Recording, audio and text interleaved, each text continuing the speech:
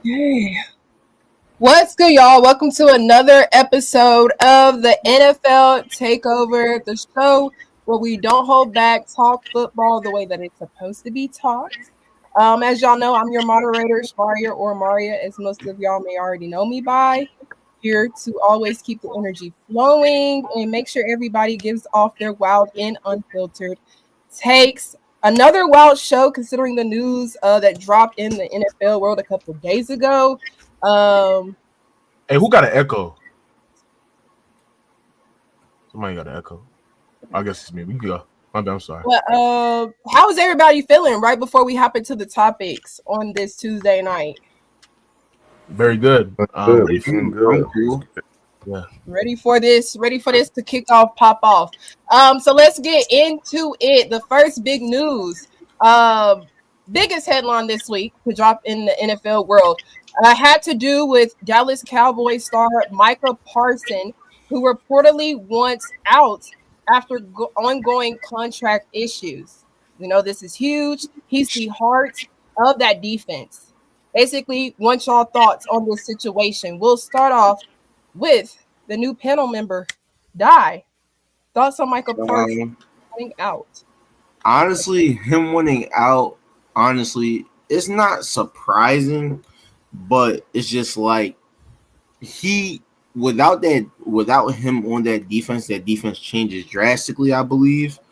And the pass rush isn't as strong as if he was there.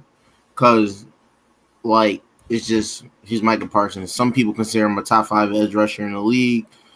But honestly, I've seen some plays they said he does want to go. He said he wants to go to Pittsburgh. I feel like if he does go to Pittsburgh, I wonder what the Steelers give up for him. Granted, the Steelers did just trade someone to the Cowboys this offseason in George Pickens. So maybe he could go there. But honestly, him winning out, I don't know, because Jerry Jones doesn't like to pay his players, as everyone can see. So it's like, with me, it's just like, I wonder if he's just holding out to like the end. But I feel like the longer you wait, the higher the contracts go. So I just want to see how it plays out as of right now. LB, what's your thoughts on the Micah Parsons situation? Jerry Jones not playing his players. What's your spill? Yeah, I'm gonna be honest. I don't think that Jerry Jones knows what the fuck he's doing, and I think that he's really setting the Cowboys up for failure. We've seen it over many years now. Doesn't matter who the quarterback is, whether it was Romo or it's Dak. People can point the blame at Dak, but Jerry Jones runs a dysfunctional franchise. I mean, he goes and gets a new coach every so many years, and that new coach is hyped up like nobody else, and that new coach don't do shit. And it comes to a point where they blame on him. But Jerry Jones, he gets a lot of hate, but it doesn't seem like it's ever consistent. He goes back to being hating on the players. And I think Jerry Jones has done this with too many players with these contract negotiations. And we've seen how it goes with a lot of other players. So I haven't lost hope on Parsons coming back to the Cowboys, because we've seen the same shit with Myles Garrett, with T. Higgins, with these other players. I mean, as a Bills fan, we've seen this shit with James Cook. I think it's annoying from the players, but the bottom line is they'll come back for that money. So I won't be surprised if we see Parsons playing in week 1 against the Eagles. I mean, Jerry Jones is going to pay him. He's got the money. So I just think it comes down to him doing too much and making the same mistake over and over again. And it's just stupid. I think the Cowboys are just screwed. LB, whether or not they get him back. LB, you put the nail in the coffin, man. Jerry Jones is stupid, right? This is a guy, Jerry Jones, where, bro, in order for the Cowboys to be able to win a Super Bowl, this man has to go. Yeah. Right? They haven't won a Super Bowl since 1995 or 4, something like that. One of those time frames.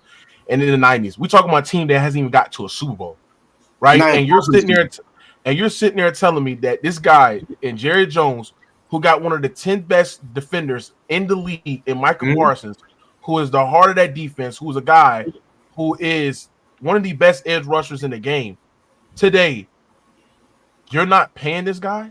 Why are you not paying this guy? This is a guy that needs to get paid. This is a guy that is one of the premium players in football. So the fact that you're not paying him, and the fact that it's taking Micah Parsons to come out publicly to state why is he requesting a trade, that is embarrassing.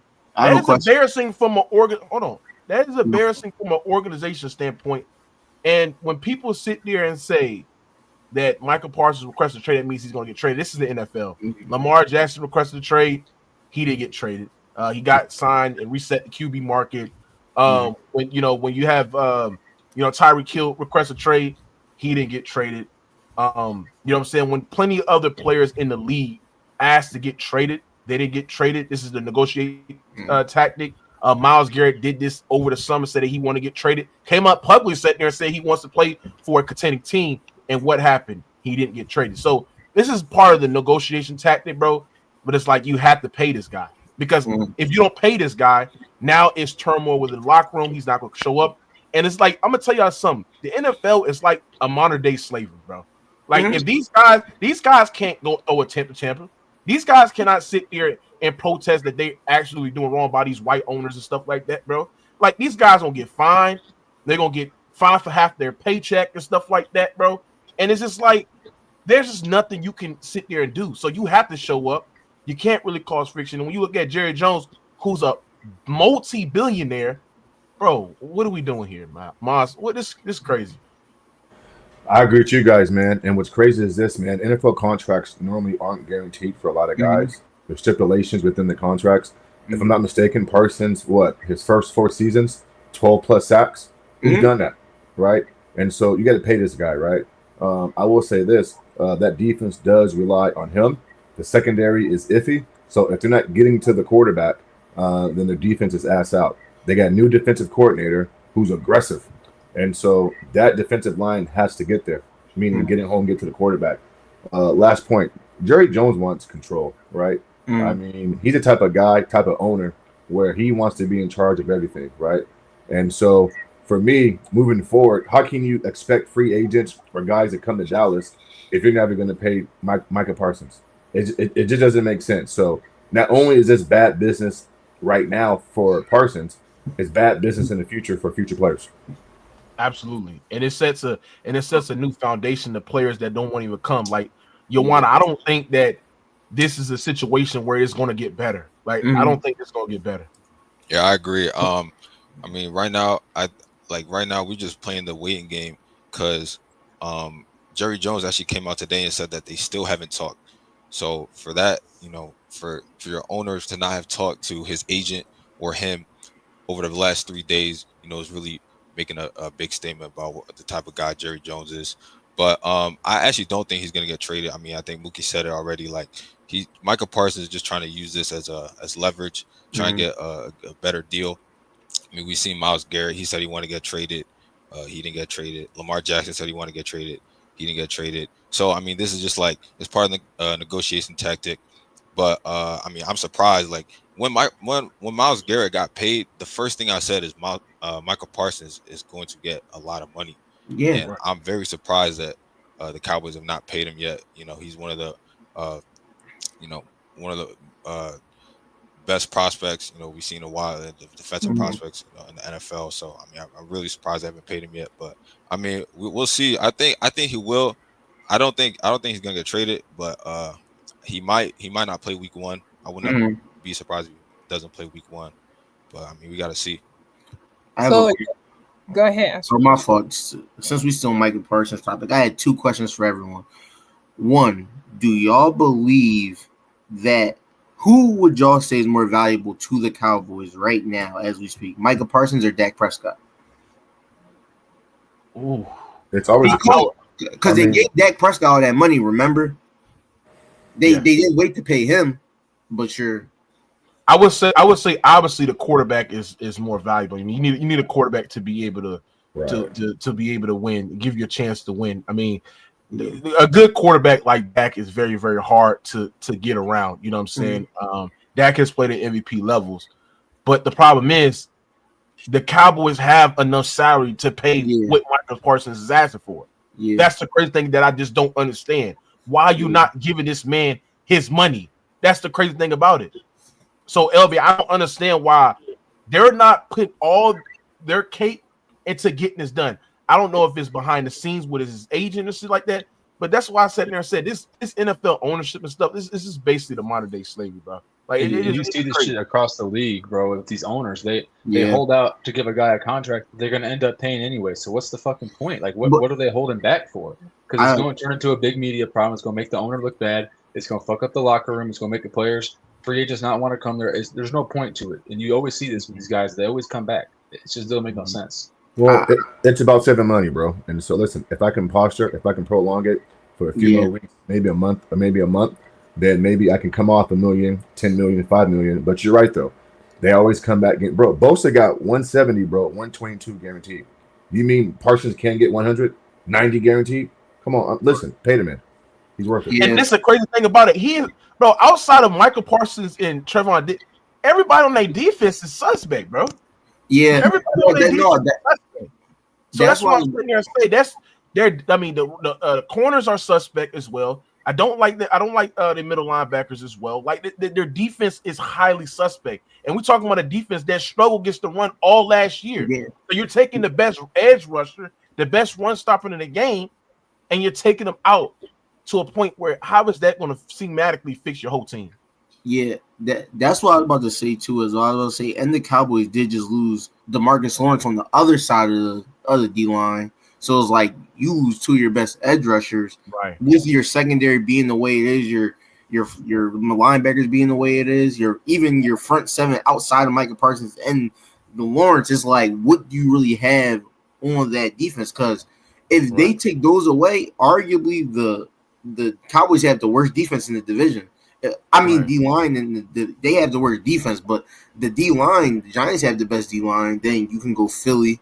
Then you could go Commanders, and Commanders' D-line isn't even that special. Mm-hmm. But it's just like taking those guys away from that defense is like, damn, like, how could you? Like, this is just going to tell you that the Cowboys is an unserious organization. They're not going to win stuff. Jerry Jones is a freaking blackboard that's holding that organization cap. This is the reason why Ma stopped being the fan, because at the end of the day, he's tired of the inconsistencies of that organization. Like it took Hale and back for them to give CD his money, right? CD was with the organization about the money and stuff like that. So it just tells y'all that Jerry Jones is holding this organization back, and he's letting his ego, he's letting his pride sit there, and they're gonna sit there come out with a talking point talking about, oh, he hasn't talked to Micah Parsons, or we're not talking about, or we're not concerned about that. That is crazy to me, man. I can't take this organization serious, bro. Can't, bro.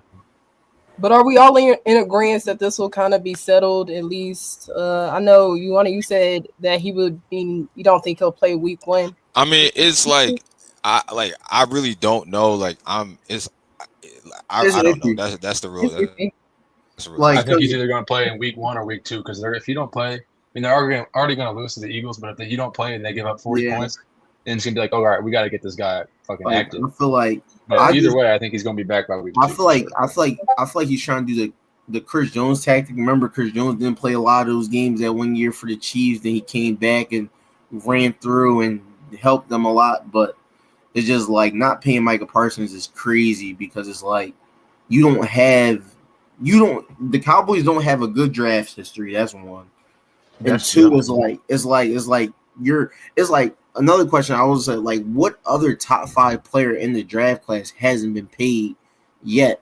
Because from that draft class, the best player is Jamar Chase, I would say. Would y'all be in agreement to that? 2021?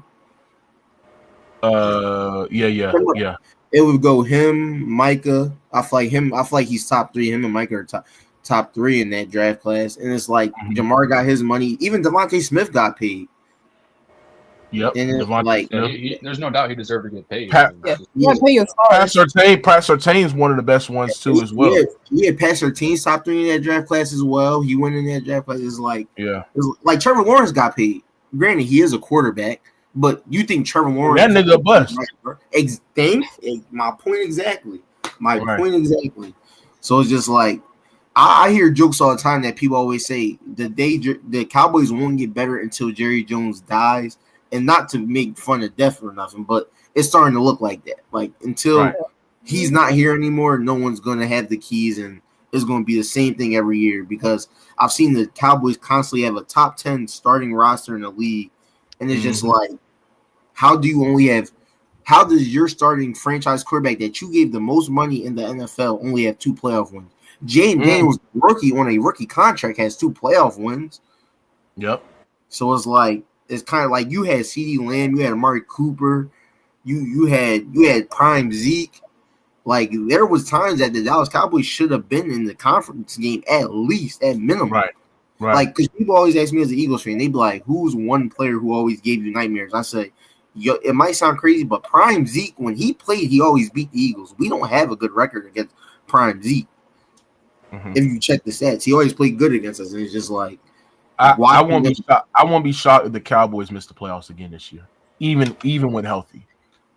Like their defense started playing really well in the second half of the season, led by Micah Parsons. I do think defensively, like he is being somewhat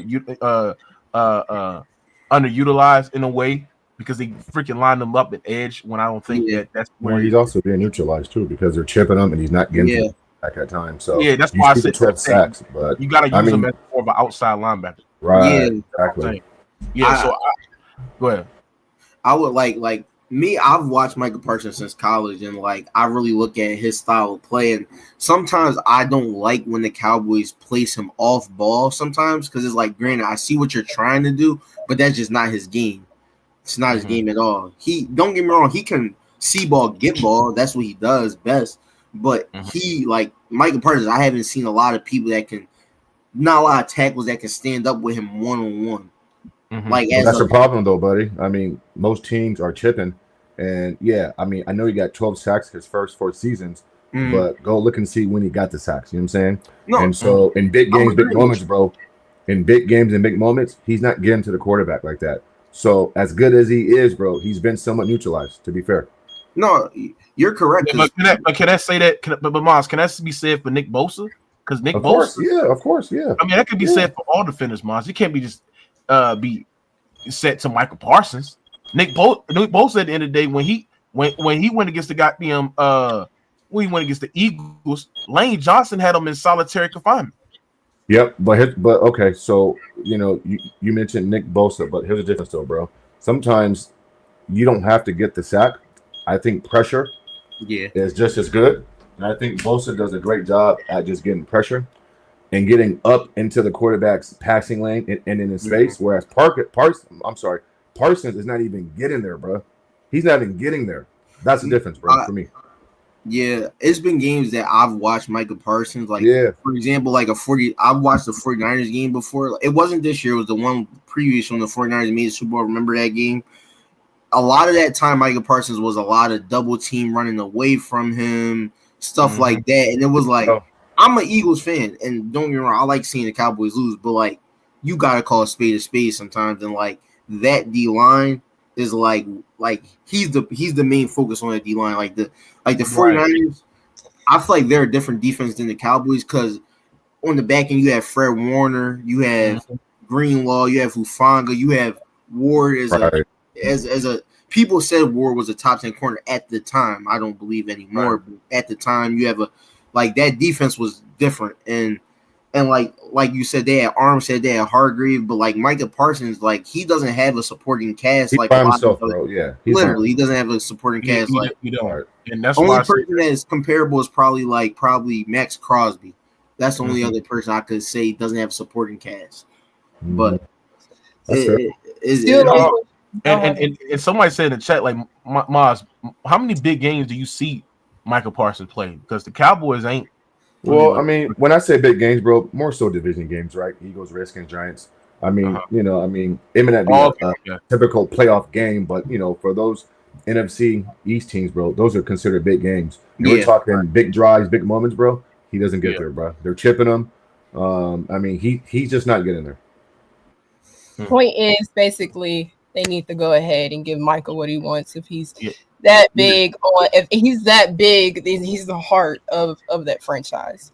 But before we hop into the next topic, I do want y'all to make sure y'all like this video, subscribe to this YouTube channel if y'all are not subscribed already, and if you like this type of content. Also want to say we got Underdog. Okay, so new customers deposit Get up to 1,000 in bonus funds. Use our promo code rated R. Make sure y'all go do this. Link will be in the chat.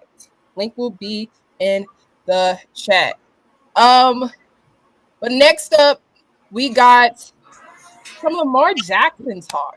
Okay. One of my favorite quarterbacks in the league. He's had multiple MVP caliber seasons, top tier rosters, and is one of the league's best and has had one of the league's best defenses, yet no Super Bowl appearances. Is he under the most pressure out of all the quarterbacks in 2025? And if it's not him, who do you think it is? We'll start off with Ulana. All right. So Lamar Jackson, right? He has this year, I would say he has no excuses. It's arguable you can make the case between him and the Eagles or the Ravens and the Eagles that they have the two best rosters in the league. I mean, like, as far as the regular season goes, I would say that he's not under that much pressure. But is he under pressure to go in the Super Bowl? Answer is yes. Out of anybody in the league, he is under the most pressure to go in the Super Bowl. But the question was, who's under the most pressure going into the season? And I don't think it's Lamar Jackson. I actually think it was Anthony Richardson. Anthony Richardson was the 4th overall pick. He's had a lot of health concerns over the years. He's shown that he's not worthy enough to be an NFL starting QB. He's shown, he has poor decision making. He's very inaccurate. I think he had the worst completion percentage out of anybody in the NFL last year. They just signed Daniel Jones. He got benched last year. They even took himself out of the game once last year. So to say that Lamar Jackson is under more pressure than Anthony Richardson, I think is ridiculous. Lamar Jackson is fighting for a Super Bowl title. Anthony Richardson is fighting for his job. Let's not get Anthony it twisted, Richardson is under the most pressure. Let's not get it twisted because Lamar Jackson is an MVP twice. Maybe people argue he could have had 3 MVPs, and he's never been to a Super Bowl. I mean, I agree. Anthony Richardson, yeah, he was a big pick. He had a good rookie year. He struggled last year. But the Colts aren't a good team. The Colts don't got that kind of relevance for it to be on him, man. Yeah. It comes down to Lamar, and it comes down to the fact that he's choked with the all-time historical offense and all-time historical defense in the playoffs. So if he can't get it done this year, I'm going to start to wonder if he's just a career fraud. So you say he's an MVP. You say that he has a stacked roster. What about Josh Allen, bro? What about Josh Allen not being able to get to the Super Bowl either? Like, okay, Josh so Allen let's keeps talk talking about to Josh. Mahomes. Hey, I love this. So let's look at a game. Okay, I'll let you go. No, you go ahead first. I'll get you back. I mean, I'm just rebutting because you saying that Lamar has the most, pressure over a guy like Anthony Richardson, over a guy like Kyler Murray, but Josh Allen is in the same boat as Lamar Jackson, and you sitting here and tell me that he has the most pressure in the league. So maybe we look at pressure differently. I look at pressure as someone who's been on the top. I mean, I don't really care about the guys you mentioned before, but I look at a guy who's at the top going to the next level above that. Because Lamar, he's a top 3 quarterback in the league. Like, there's no, I don't even really like Lamar. Like, I got him at 3, but he's the top 3 quarterback. There's no doubt about it. So you wanted to bring up Josh Allen. We can look at the Bills' playoff losses, and when can we look at a game and say Josh Allen is the reason they lost? Josh Allen had a crucial turnover that cost them the game. Because you can point fingers, but when it comes to Lamar, he's had 2 of the last 3 years where he's had a terrible turnover to cost his team the game in the playoffs and underperformed with his roster. What about the Bengals game? The Bengals game with Josh Allen? Yeah. I mean, he had an average game in the playoffs. Like I said, he didn't choke. You can look at Lamar and you can point at his game. Would you say that Josh Allen played well in that game? Would I say he played well? No. Would I say that he choked? No. Because there's a difference to me between choking and playing mid. But I'm not going to get into that whole argument. My point is going into this regular season, we know what Lamar Jackson's going to do. He's going to have good stats. He's going to have a good record. He's got a good team, all that kind of stuff. But I want to see him succeed in the playoffs. So to me, the pressure is always going to be on him until he at least goes to Super Bowl. And the pressure is on Josh Allen. It's just not the same pressure, in my opinion. I'm going to help LB out. Yeah. And LB was cooking. And this is the reason why I have to agree with LB. He hit the nail on the coffin. This is all you need to know. Lamar Jackson is a 2-time MVP. Josh Allen is a 1-time MVP. Arby could have won a 3rd MVP, right? Last year. But the reason why Lamar Jackson is under the most pressure to be able to get to the Super Bowl or just being the most pressure for any quarterback. Because like you said, he's had a historical offense, he choked, and he has had a historical defense, and he's choked. And then what we know about Lamar Jackson, and in the postseason, he's one of the worst playoff quarterbacks out of the elite quarterbacks in the league when we talk about the big four, right? And like I said, it's just when we looking at a guy like a Lamar Jackson in the postseason and compare it to Josh Allen. Josh Allen has shown up in the postseason 9 times out of 10. Now you can point out games in the start of his prime career or the start of his earlier careers where he was not that Josh Allen yet, but for the most part in the postseason, he has rise to the level, Yuwanda, and in the postseason. Lamar Jackson has never done that, and he's arguably, matter of fact, he has had better teams than Josh Allen. So yes, Lamar Jackson is under the most pressure out of any quarterback in the league because this man arguably has a better roster than the Eagles. And Lamar Jackson has never sniffed a Super Bowl. Even though Josh Allen has never sniffed a Super Bowl, we can sit there and say that Josh Allen elevate better in the playoffs than Lamar Jackson.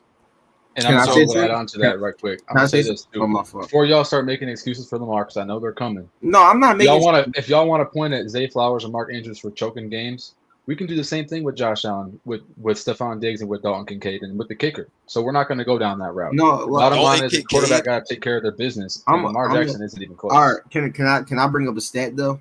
Go ahead. In 13 playoff games, Josh Allen has 3,359 yards, 25 touchdowns, and 4 interceptions. Lamar Jackson has, and he has a 101 passer rating, 102 if you round up.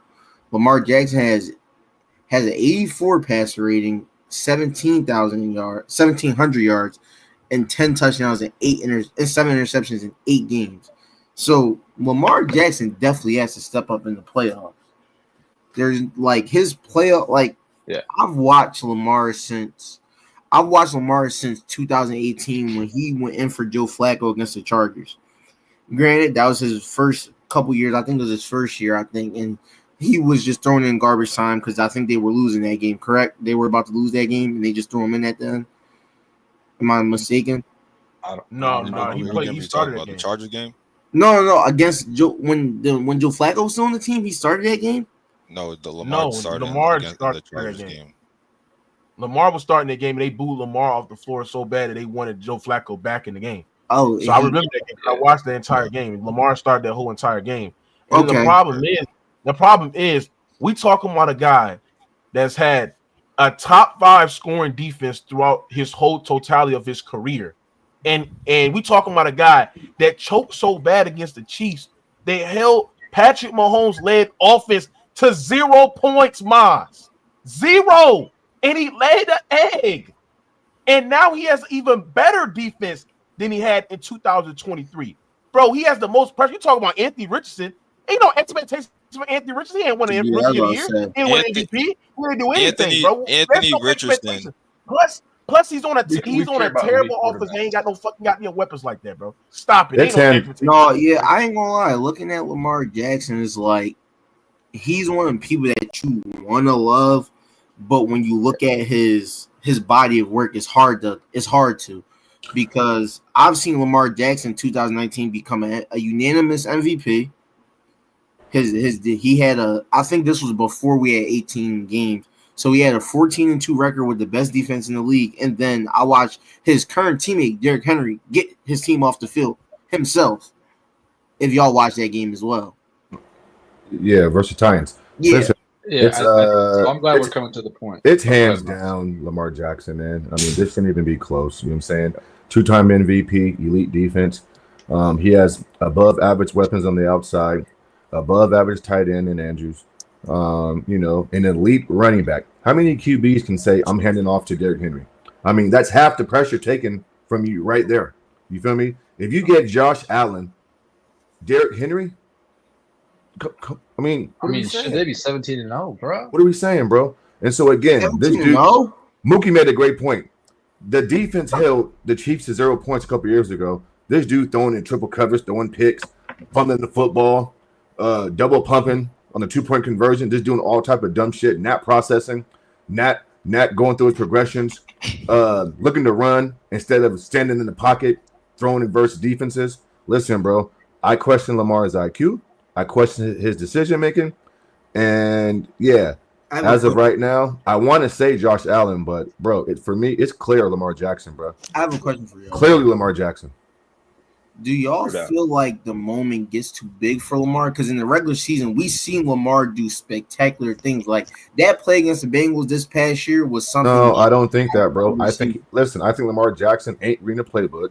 He can't process plays on the clipboard, and from an IQ standpoint, bro, he just not that guy, bro. Maz, you're so wrong. You're so wrong. He's an elite. I'm going to wait. Let Mr. Moss finish. Yeah. Listen, Lamar Jackson is an elite athlete, but we know in the sport of football, when the NFL catches up to you, you gotta be more than just your legs. Can you drop back, stand in the pocket, stare down the defense, and make a third or long throw? He hasn't done it when it mattered the most, bro. He's just another black running quarterback. Easy to scheme for, bro. Maz, you're so wrong on every different level. It's almost like you didn't even watch the season this year. Like, it's actually crazy how you're still saying this in the year of 2025. Lamar Jackson had the second best passer rating season of all time. How can you say that he can't drop back and make a 30-yard throw? How can you say that? How can you say he can't read a playbook, be able to read the defense, be able to process the defense and manipulate the defense? I don't understand how you can say that. Because I didn't see what he did last year. Because he didn't do it when it mattered the most. Passing yards, throwing 41 TDs with 4 interceptions. Lamar Jackson, he does it in the regular season. He plays at an elite level. He has shown that he's one of the best quarterbacks in the league. And my whole point is why I said Anthony Richardson is under the most pressure is because Anthony Richardson has shown that he's not an NFL starter right now. Bro, I'm not done. Hold on. Bro, the Colts have Daniel Jones ready to take Anthony Richardson's spot as soon as he makes one mistake. Anthony Richardson, hold on, bro. I'm not done. Anthony Richardson has not been given the opportunity. Has been given. He's so lucky he's been given this opportunity. Josh Rosen was not given this opportunity. Sam Darnold in the beginning of his career was not given this opportunity. Trey Lance was not given this opportunity. Anthony Richardson is going to show. He has to prove this year that he can be a starting NFL quarterback. He was the 4th pick in the NFL draft, bro.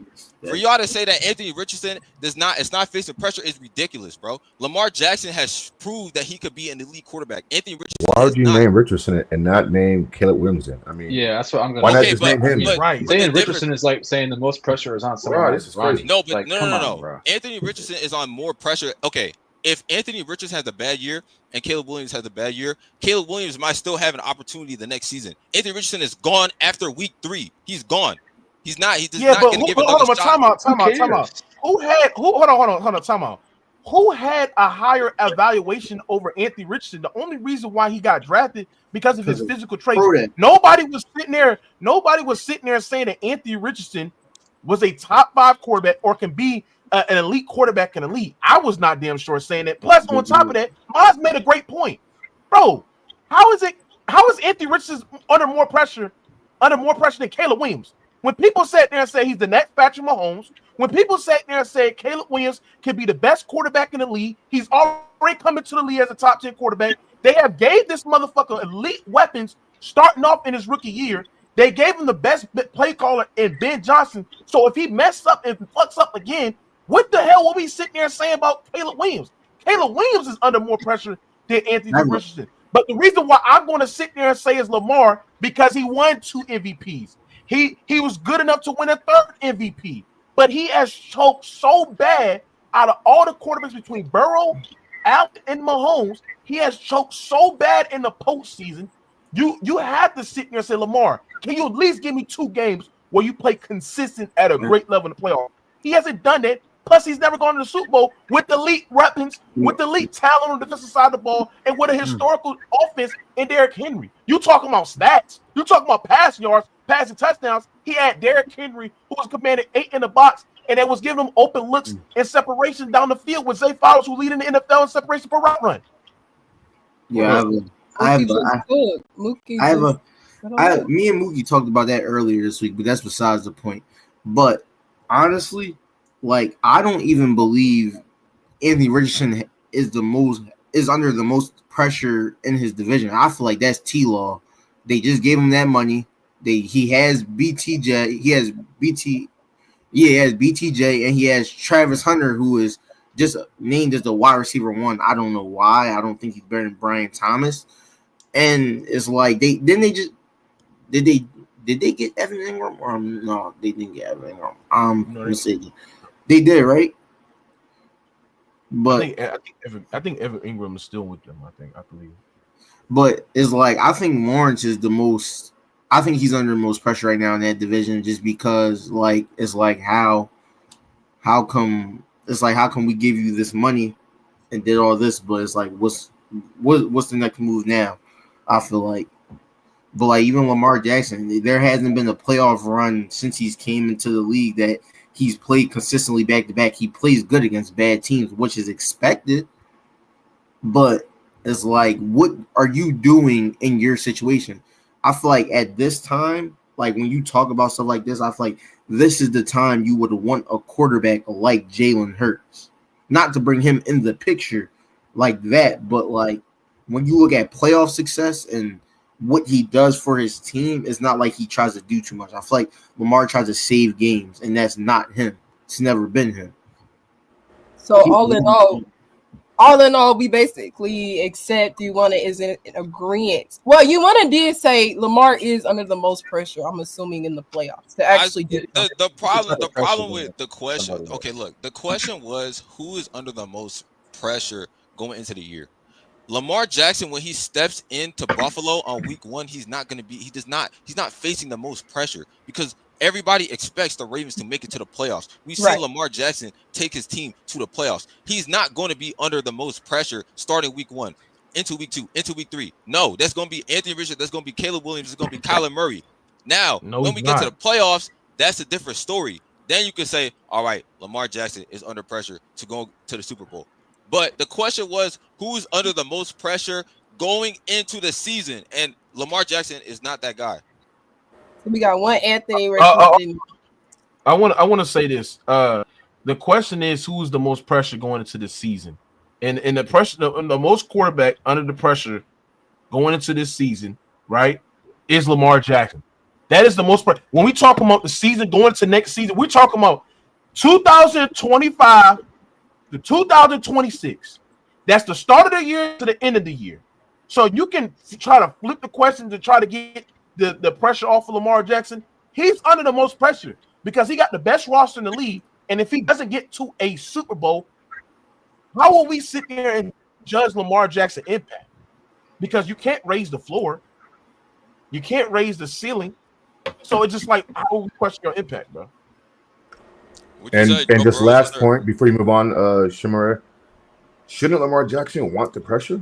I mean, isn't that what great athletes want? Like, it's not, listen, I didn't get it done. I made some mistakes last year because Lamar, after the game versus the Bills, he went to the podium and says, I had 2 first-half turnovers. It's on me.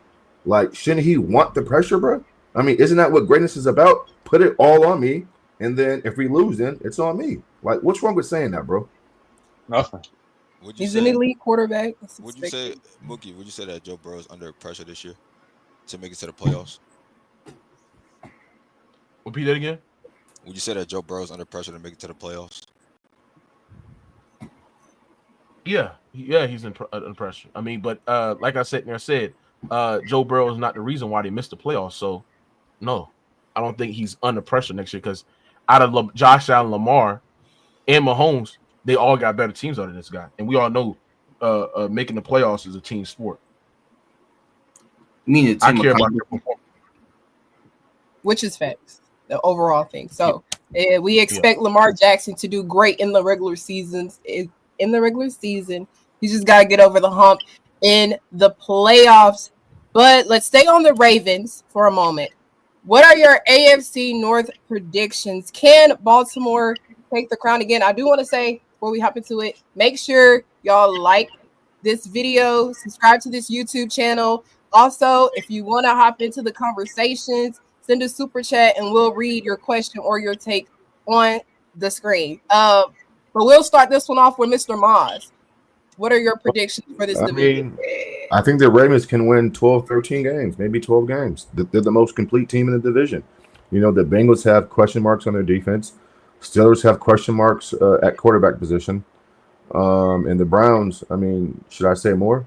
And so this is why I said the pressure's on Lamar Jackson. He's expected to lead a team to win the division again. And so I think the Baltimore Ravens are the most complete team in the division. And so I do know that, you know, they play each other twice a year, so they'll beat up on each other within the division. But at the end of the day, I think Baltimore wins their 11, 12 games and they take the division. Now, I will say this, though. I think this division produces 2 playoff teams. I think Baltimore and possibly Pittsburgh may get in, but I think the Ravens win the division. That's a good one. LB, who comes out of this? I'm right with Moss on this. I think the Ravens. I think it's similar comparison to the NFC East, where you got the Eagles. The Ravens are the most stacked team. They got the best quarterback, not Joe Burrow, obviously. But when you look at the 3 teams that are in contention for the division, they got the best quarterback because I don't think that the Bengals or the Browns are really in contention. So when you got the best quarterback out of the best 2 teams, and you're looking at Aaron Rodgers, I've seen videos of him in his camp. He looked washed up. He looked like he's slow as hell. I don't think that the Pittsburgh Steelers are going to be elite. Yeah, they could win 9 or 10 games. They got that consistency with that coach. They got a solid defense, but I mean, I don't think the Steelers are going to win the division. And if they make the playoffs, they're going to be a first-round exit. So it's going to be a pretty easy season, I would say, for the Ravens. And I would expect Lamar to put up good stats again this season. He's got a great running back, a good offensive scheme. I mean, he's got good receivers. I wouldn't be surprised if they win 13 and 14 games, in all honesty. Mookie, who you got coming out this division? And I know that this division also has Aaron Rodgers. Do you think that the Steelers could be a threat in this division? No, I don't think the Steelers are going to be a threat in this division. I think the Steelers have been making things that are literally they literally failed this year. They basically did a lot of things that are going downhill as an organization. What I mean is that they lose Micah Fitzpatrick. They trade Micah Fitzpatrick for Jalen Ramsey, who is, I don't know why you would do that, one of the better middle field safeties in the game. You go get slow-footed, can't move out the pocket, can't evade pressure in Aaron Rodgers, who I think last year he had a down year last year. What we talking about for the Jets, and he had elite weapons as well. I mean, the accuracy is just not there. The velocity on his throws is faltering. You know what I'm saying? He just can't really plant hard on his feet. I mean, I just think that when you look at the Steelers, I don't think their run game is elite as well. Like, I think they're going to have a bottom-tier run game. They in a terrible offensive scheme, right? And I just don't think outside of DK, which y'all be overrating DK, bro. DK is not no top 15 wide receiver in the game. He's not. I can name, matter of fact, I don't even think he's top 30. I can name 30 wide receivers better than DK Metcalf, bro. 30? I can name. Yes. No, you tripping now, bro. I I agree with that top 10. Yeah, I can name 30. 15 I can agree with. Yeah, I can name 30, but I can name about 30. And you gotta give me some time, but I can name 30 wide receivers better than DK Metcalf, bro. But I don't think he's a top 30 wide receiver. Really, I don't think he is. But like I said man, I just honestly think that the Steelers just digress. They digress as a team. They digress as an organization. I don't think the Steelers are going to make the playoffs this year. I think it's going to be a down year for the Steelers. I think this is going to be the year that they miss the playoffs. Yeah, they re-signed TJ Watt, one of the better defenders in the game, better edge rushers in the game. They know they got a Hayward Highsmith, who was who's very, very good. Cam Hayward, who's very great as well. One of the better run stoppers. I think their defense is going to be really, really good. I do think it's going to be the regression because you missing one of the best center field free safeties in the game. But no, I don't trust with the Steelers. I think they missed the playoffs very good. Now about this whole division, and I want to get my thoughts on this division. Yeah, the Ravens should be the favorite, but I also think that the Bengals is up there. And the reason why I think the Bengals up there because when you got the league's best offense in the game, with the league's best quarterback in the game, right? And you're operating that offense with Jamar Chase and T. Higgins, and they also added one of the tight ends, no offense, whatever the guy name is from Seattle. right? I think that this right there with the Bengals, and then I know it's a lot of things about their defense. I don't think their defense should be great, but if they can be better than what they were last year, I think the Bengals will have a chance. I think the Bengals is a team that can sneak up. I think they can make the playoffs. But we'll see. I think the Ravens are easily the best team in this division. They're the best team. They're probably the best team overall in the AFC. I don't like what I'm seeing for Cleveland because I don't think Cleveland will be a good team. I think they're bottom tier team in this league. But the thing that they're doing with Shadir Sanders is crazy, bro. I mean, this guy's easily the best quarterback in their quarterback room, and the fact that they made him as a fourth starting quarterback in their depth chart, is crazy. They need to make him as a starter because Joe Flacco old ass ain't gonna do nothing what Shadir Sanders could do, and Dylan Gabriel is trash. So we'll see. But like I said, man, I think the Ravens is easily, but I won't be shocked if the Bengals is number 2 in that division. Do you think the Bengals are going to make the playoffs, though, or just going to be number 2 like 500? Huh? You think the Bengals are going to make the playoffs, or just going to be like 500 and get second in the division? I think the Bengals can make the playoffs, bro. It's all about starting fast with the Bengals.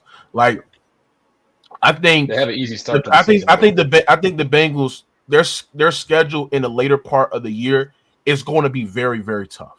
It's going to be very tough. I mean, you got to see the Vikings, you got to see the Packers. You know what I'm saying? You got to see the Bills, then you got to see the Ravens. You got to see mostly playoff teams. It's going to be a tough stretch. But the thing about the Bengals is if they made plays in a clutch, like the kicker, McPherson making multiple field goals, or like if the defense got key stops, we're talking about a team that made the playoffs last year. You got to understand, one of the league's worst defense, they're 9-8. So I think they can be better and starting off the year. They beat the Patriots, they can make the playoffs. And that's why I think that this Thursday, Joe Burrow is going to play a preseason game, which is going to help the Bengals starting off fast. But I think the Bengals ceiling, I think what they can reach when everything's clicking, I think they can be a 13-win team. With everything clicking. With that schedule, he said winning more than 10 11. With everything clicking, they can be a 13-win team. Period. But Don, who you got coming out of the AFC North? And if it is the Ravens, because everybody so far has said the Ravens, who do you think will be the biggest challenge? I definitely got the Ravens coming out on top again. The defense only got better from here. They got Jair now, which we have to see how he plays. I feel like him being a maybe corner one with Marlon Humphrey on the back end with Nate Wiggins in the slot. Kyle Hamilton, the best safety in the league, in my opinion, still in that defense. You still got big guy in the middle. Don't know how to say his name. Don't want to butcher it, so I'm not going to say it. But you got big guy in the middle. You got Roquan Smith, still linebacker, still top 5 linebacker in the league. I just don't see them falling off at all. And I feel like everyone knows the Ravens or feels the Ravens are going to be number 1. I feel like the argument but my saying Steelers number 2 and Mookie saying Bengals number 2, that's where I'm kind of in the middle because both teams are great on one side of the ball. One is great heavily offensively, one is great defensively. And I feel like the Bengals and the Steelers both have games where they have lost, but it was always a one-possession game or it was a one-score game when it's like like he said, McPherson's either missing a kick or Steelers on the back end, they're giving up touchdowns. And it's like I feel like as far as that goes, I just feel like if the Bengals or the Steelers, I feel like that's going to come down to whoever wins more one-possession games, I feel like, with them. Because a lot like the Steelers, you would go back to a lot of their games, it's like they're one possession. And you'd be like, how'd you lose this game? You were just with the Ravens, and the Steelers beat the Ravens last year. But granted, they did lose them when it mattered most. But like even the Browns, like I feel like the Browns are just a shit show. Excuse my language, but I feel like they are terrible, and it's like watching them be like this since I was a kid. It's like it's not getting better from here, and I feel like their first step into a positive future would be starting Shedeur Sanders. because I feel like once you get your QB down and once he locks in and once you can get him like Mookie said, that he's better than Dylan Gabriel. Joe Flacco's getting old. He's better than him. Y'all keep trying to start Tyler Huntley. Tyler Huntley is a great quarterback, but he's not Shedeur Sanders. Let's be real here. And Deshaun Watson, let's not get started on him. Y'all paid him. And what has he done since then?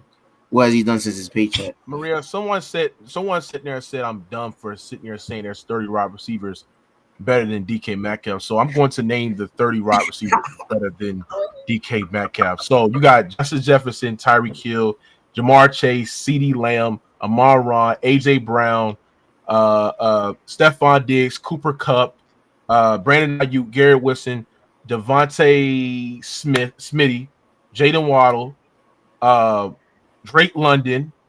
Let's see. Chris Olave is better. Give me Chris Olave over this guy.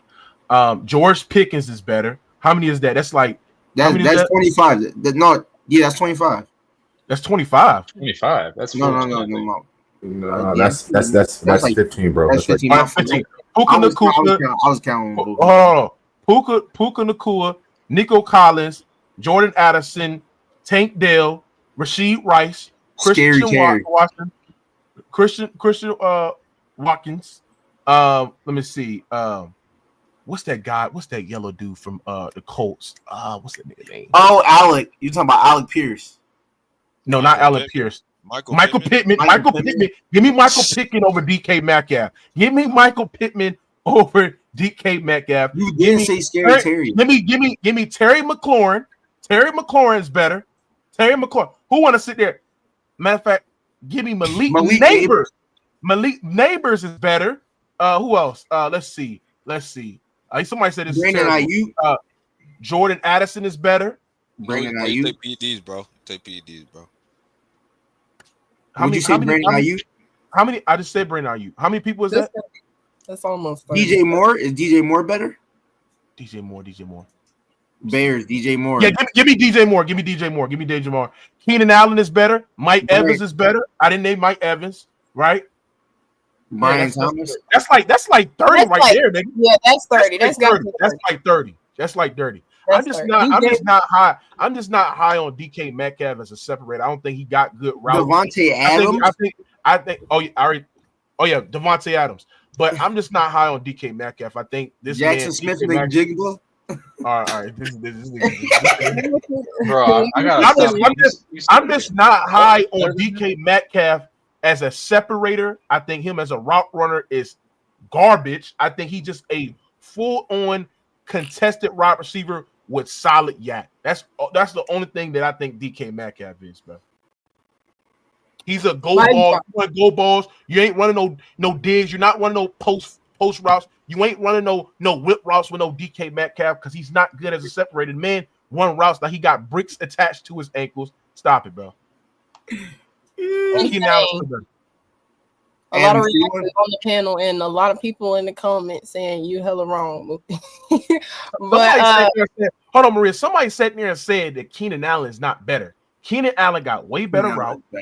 He's a way better route runner. He got way more hands, and he's just better in that aspect which you value for a wide receiver. Come on, bro. Amari Cooper is better. No. Bro, not Amari entry prone. Bro, you guys are getting a little bit too comfortable. He said you're getting disrespectful. He said y'all tripping. But before we do move on, you want to give your take on who coming out this division?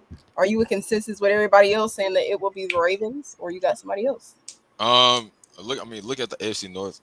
Starting off with the Browns. I mean, the Browns are gonna be the Browns. They're trash. Did y'all see the day that Tyler Huntley signed with the Browns? Mm-hmm. So yeah, they got 5 quarterbacks now. 6, bro. If you count Watson. Yeah, so, right. But yeah, I mean, we don't gotta talk about the Browns, but and then the Steelers and the Bengals. I mean, I don't think either of those teams compete with the Ravens, honestly. I know Mookie said the Bengals ceiling is 13 games. I'm trying to look at their schedule, see how they're going to win 13 games. I don't see it, bro. Even at their peak, even with everything going right, I don't see how they're going to win 13 games. I do think they could make the playoffs, though. they would need, like, I mean, a lot of their games last year, a lot of their losses were one-score games. You look at the Chargers game, you look at the both Ravens games.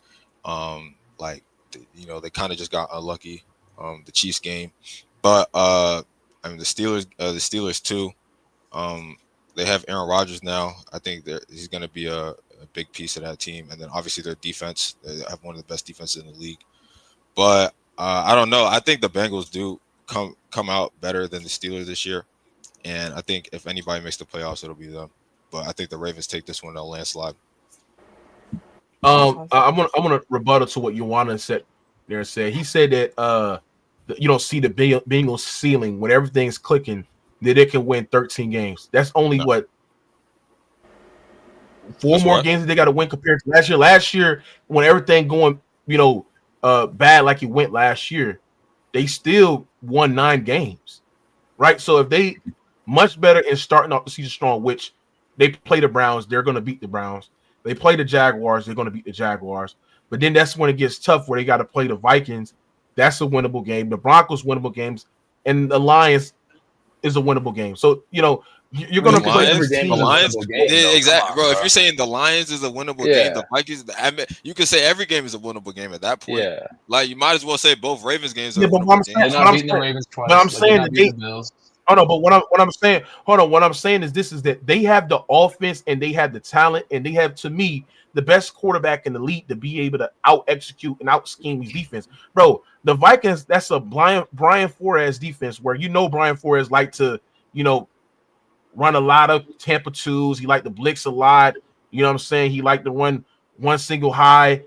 You tell me Joe Burrow is not going to dice that up, bro? That defense, Brian Flores defense, please believe me. I mean, look what he's going to do to the Browns. I mean, I think that he's going to be able to win these games, especially when you look at how they can be able to execute and be much better in the clutch. It's all about just being much better in the clutch. And I just think that they can do that. I think they can. I'll be fast real quick, Shamara.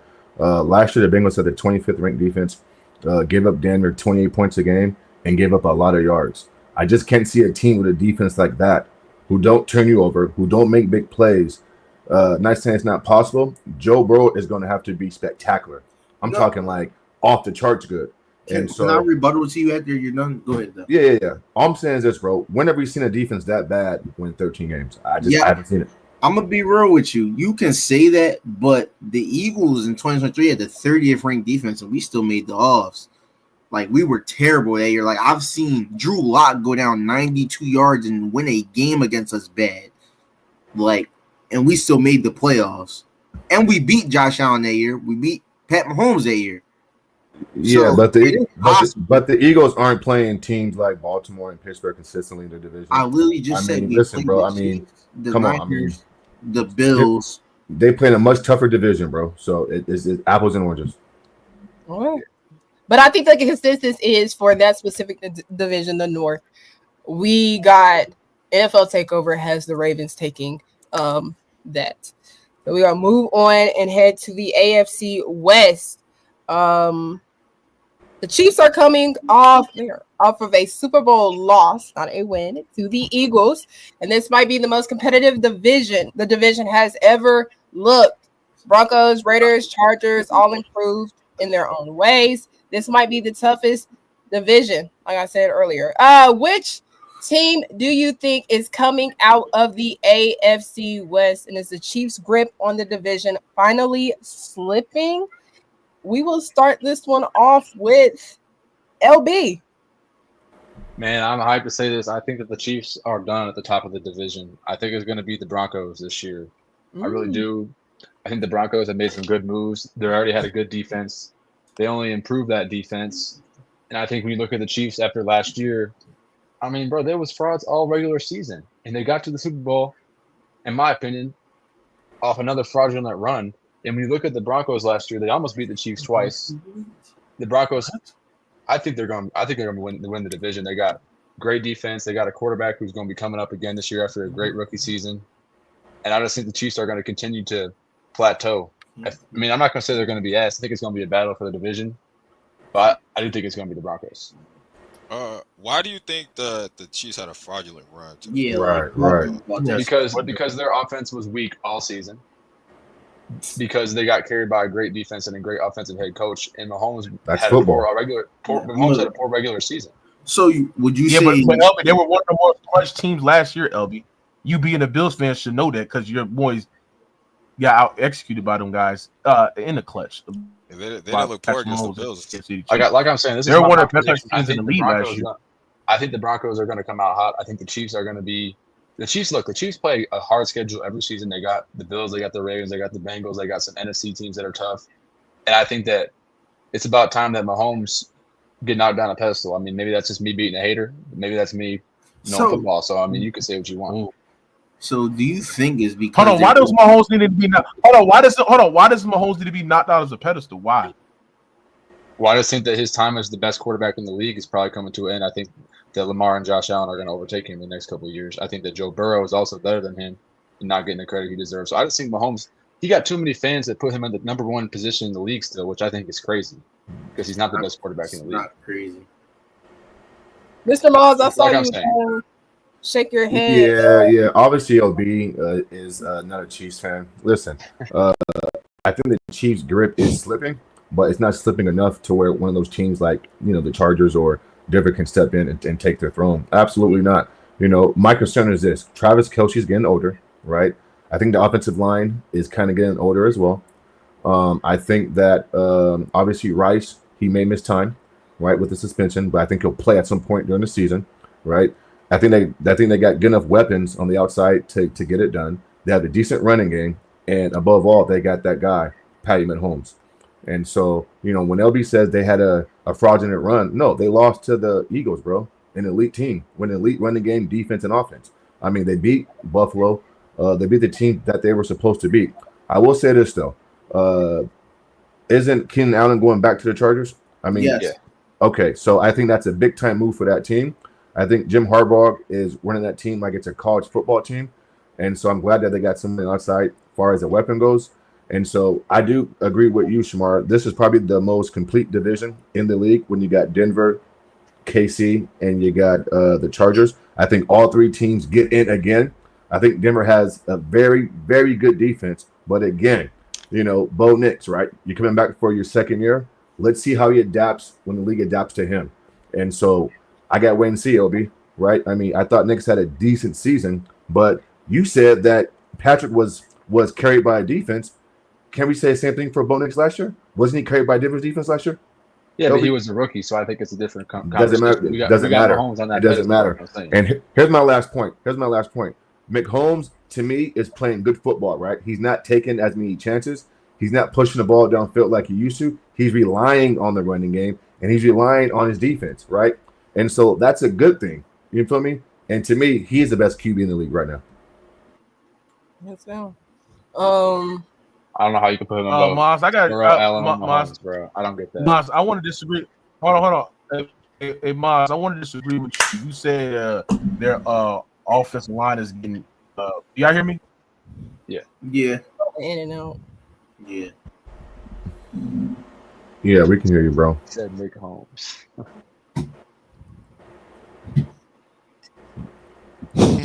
Well, I mean, the way they played versus the Eagles, I mean, maybe I'm just a prisoner of the moment, but I thought that line got manhandled. I thought they got embarrassed. And so, I mean, McHolmes didn't have the time that he had in years past this season.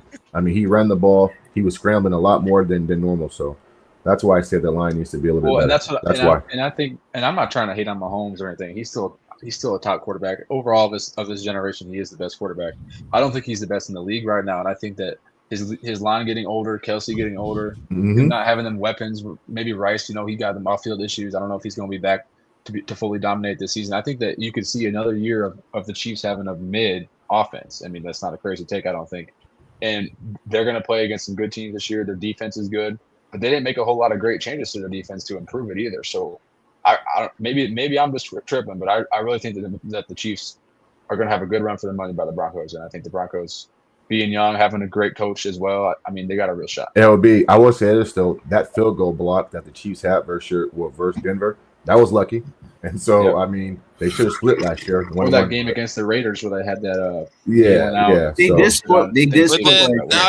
But then at that point, you split in hairs. Like, you could say, okay, what if they don't convert against the Falcons on fourth and short.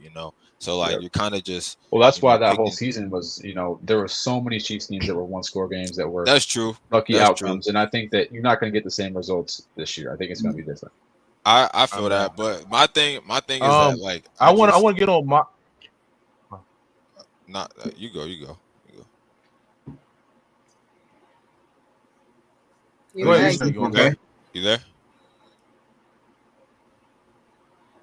Oh, you up? Mookie, are you there? Mookie, are you here? Oh, He's on mute. No, he's on mute. He's not talking. lagging. But you want to go ahead? Yeah, I mean, I was just gonna say like I don't feel comfortable betting on Mahomes. I was actually going to take the Chargers to win the division as a bet. I like their odds, but I don't feel comfortable betting against Patrick Mahomes. I mean, like the less, we've seen him dominate the AFC for almost a decade at this point. It's been to 7 AFC Championship games. Like that's just unheard of.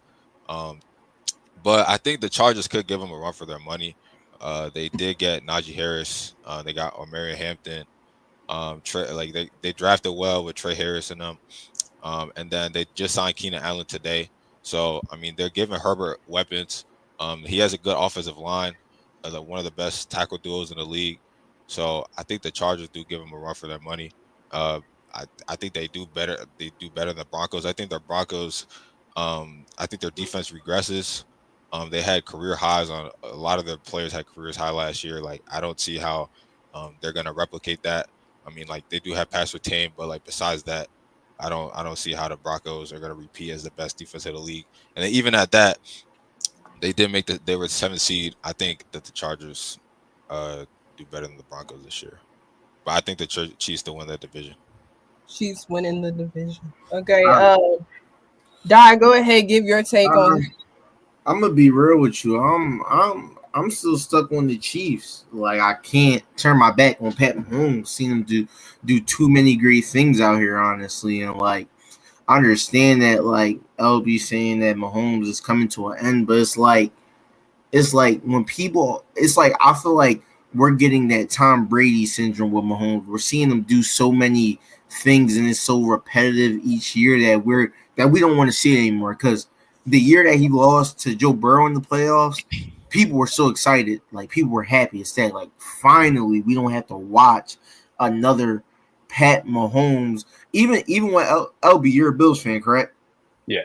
Even when the Bills lost him the game prior to that coin flip, because Josh Allen was on fire that game. I would not lie. Gabe Davis was on fire as well. And like I honestly feel like people just wanted to see him lose so bad. And it's not like a hating thing. I just think people are tired of seeing it.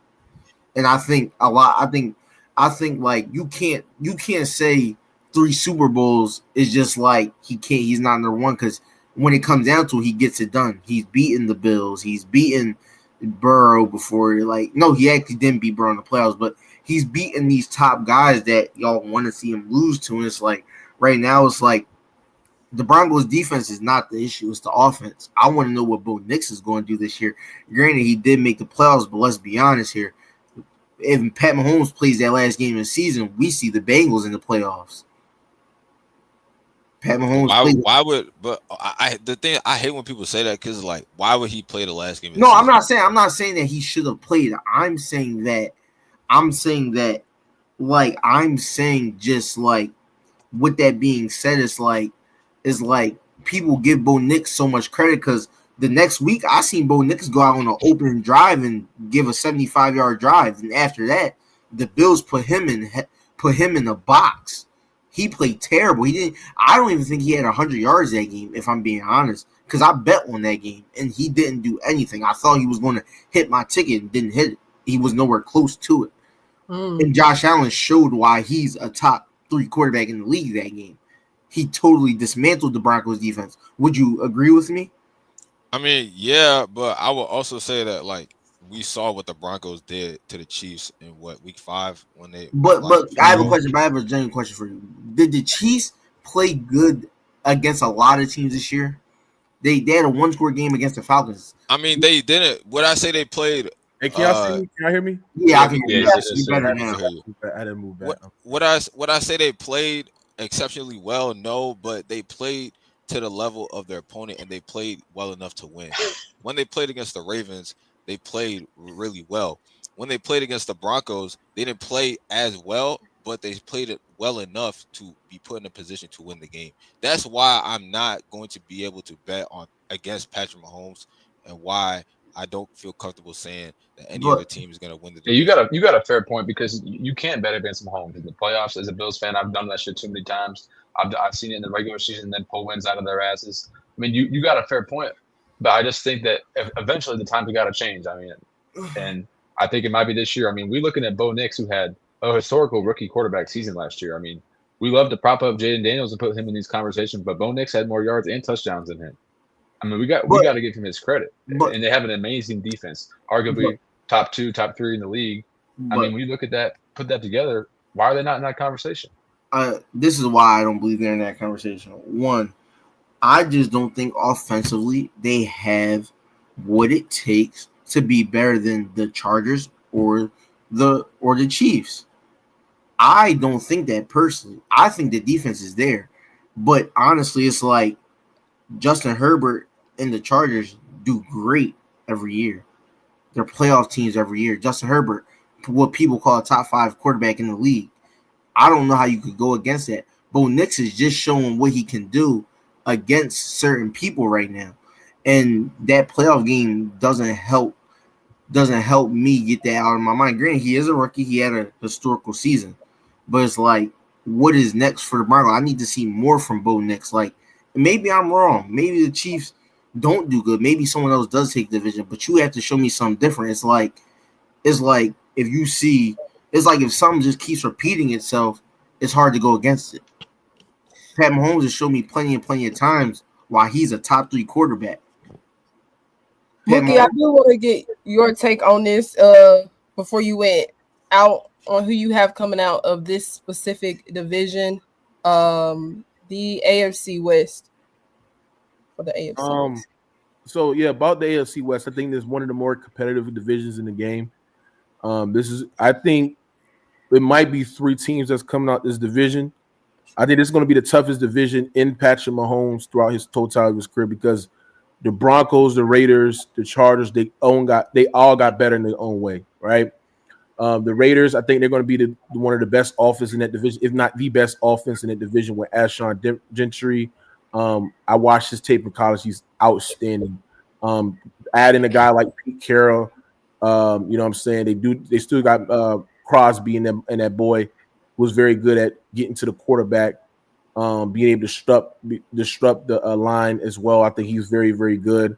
And just look at just the whole dynamic of the offense, getting the quarterback and Geno Smith, who I think Geno Smith is one of the underrated quarterbacks. I think Geno Smith had a top 10 QB season last year. And then you're telling me that, you're pairing him with one of the better tight ends in the game. You know what I'm saying? I just think that when you look at the whole totality of the AFC West, I think there's going to be a team that's going to miss the playoffs, and that's the Chargers.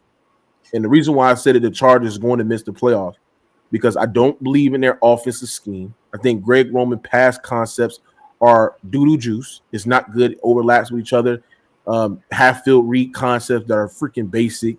And then you're sitting there telling me that I'm supposed to believe in their run game, bro. What's that run game that they got from the Steelers? What's that guy name? Najee Harris.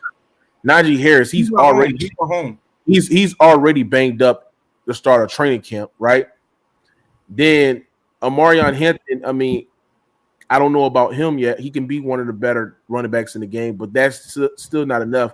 I mean, they just don't have no weapons on the outside. They just don't. I mean, you got Quentin Johnson, who Quentin Johnson is trash, right? You think so? Hey, you got an echo, bro. Fix your mic. You got an echo. Also, on top of that, I don't believe in, Trey Harris. I think Trey Harris can be a sneaky guy. He's a deep threat wide receiver as well, speedster. MVS is also solid as well. But do I think the Chargers have enough what it takes? No. I think their defense was very good last year. But let's be honest. The reason why their defense was good last year is because they beat up on mediocre offenses. So when you beat up on mediocre offenses, Maria, And then when they start facing on some great elite level offenses, they defense looked terrible. Lamar Jackson was cooking them. Joe Burrow was cooking them. I mean, Patrick Mahomes was cooking them. I mean, there's so many teams that were literally cooking that freaking goddamn Chargers defense, and they had one of the number. I think they had the number one scoring ranked defense last year. So no, I'm not high on the Chargers. I think Justin Herbert is not in the quarterback friendly offense. I don't think Justin Herbert has shown you the ability to floor raise a team that's lacking weapons, a questionable interior O-line because their 2 tackles is very great, right? A run game that is going to be, I don't know, non-existent in a way. Yeah, you can elevate that team to an elite offense in the game. No, Josh Allen has shown you, but Justin Herbert hasn't shown you. Real quick, can you hear me? Weapons are I just switched my mic. Yeah, I hear you. Okay. I'm gonna be quiet now. Go ahead. You don't think their weapons are good enough? No, I don't think their weapons are good enough. No, I think they have Ladd. I think Ladd is their best weapon, but outside of him, no. They got Keenan Allen today. I mean, bro, he's not that big of a game changer. He's not the same Keenan Allen that he was years top ago. 25, top 20 receiver. Yeah, he better than DK. That's to show you how ass DK is, but he's still, he's still at the end of the day is not the same Keenan Allen. I think he's not. I think he was very stiff last year, even though he was still a good route and he was still a good route runner and spurt. I think the lack of athleticism got to when we're looking at a guy like Keenan Allen. But other than I'm just thinking that this division, I think the Broncos and the Raiders are going to be 2 of the best teams in the division. And about Bo Nix too. I mean, there's a lot of things I see about Bo Nix on film. I have a question for you, Mookie, after you're done. There's a lot of questions I have about Bo Nix. I mean, I think he get off his read too quickly. I think he has happy feet in the pocket. I think he bails out the pocket really quickly. I think he led the NFL in unpressured runaways last year. I think there's a level of processor that he has to get. I think he gets off reads too quickly. I think the accuracy issues, especially when he has to move out of the pocket, is very, very underwhelming. I think Sean Payton did a great job in utilizing to a stretch, running a lot of rollout crossers, a lot of rollout outside the number throws. So, I think the Broncos is going to be – I think their defense is elite, but I think Broncos another team where they got cooked and carved up by great quarterbacks as well. So, I'm very high on the Raiders. I think the Raiders might be a team that might be second in the game. Okay, we do have to move. Yeah, we do have to move on from that one, but that, like I said earlier, very competitive division. Before we move on to the next division, we did get a super chat from Tyree, $5 super chat, $4.99. Mr. Moss, clean your camera lens. That's hilarious. I don't know what that means. I mean, is it? I don't know, bro. I don't know, Tyree. I think he just wanted to say something to you, Moss. I think he wanted to be your friend today. Yeah, it's all good, bro. Sorry about that. I have to read that. But moving on, we got the AFC South, who you have winning it this year. And I know we kind of mentioned Anthony Richardson earlier. Is his job potentially on the line? I'm gonna go to you first because you were the one who mentioned Anthony Richardson, him having his job on the line this season. Who do you have coming out of the AFC South? I mean, like I said before, Anthony Richardson's job is in jeopardy. Do I think he's gonna start at week 18? I don't know. But I will tell you that they will not win the division. I don't think that they're yet offensively. And then who are the other teams? Oh, the Jaguars. I think the Jaguars actually take a step in the right direction this year. They added Travis Hunter, obviously, one of the best college football players last year. Then they added De'Ami Brown. Brian Thomas Jr. is a good weapon. It's the real question is just if T-Law can be efficient. I know they did fire Doug Peterson last year. I know a lot of the blame went to Doug Peterson, but I think the Jaguars take a step in the right direction. I think they do give the Texans a run for their money. The Texans should still win the division though. It's just a question of if if CJ Stroud, because that O line is gonna get worse. The O line was already bad last year. Gonna get worse. His receivers. You don't know when Tank Dell's coming back, or I don't really know when Tank Dell's coming back. Nico Collins is great. The run game is decent, but they should win the division. But I really think the Jaguars could give them a run for their money. The Jaguars.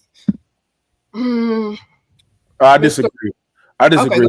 I disagree on that. I don't think the Jaguars is in any position to give any team a run for their money. Their defense is highly questionable. Trevor Lawrence inconsistencies on tape is very, very questionable as well. I think that when you look at the Texans, they got one of the top 5 to top 10 wide receivers in the game. You still got Joe Mixon, and then you telling me they add in Nick Chubbs and Jeremy Pierce. I know that those guys are not the same player that they used to be, but I just think that overall, when you look at Nico, Christian Kirk, they still got Dalton Schultz, who I think he's one of the premium tight ends in the game as well. Now, the offensive line is very questionable. I mean, I like Cam Roberts, but other than that, you know what I'm saying, I just think that offensively they have a higher floor than the Jaguars. I'm not sold on the Jaguars as well. I mean, even though they got BT Brian Thomas Jr. I don't know about Travis Hunter as well. They say they have him as a wide receiver too. He's going to play mostly snap the corner. I don't know how that's going to work. He's going to play half the snaps corner, then he's going to play wide receiver too. I think there's going to be a point in the season where they're going to have conversations where, where is he going to be able to be utilized offensively or defensively. But other than that, I mean, I just think that it's Texans is the best team in this division. I mean, I don't like what I see for the Colts. Anthony Richardson is, and this is why I got on Anthony Richardson. He's a trash quarterback. He's not good.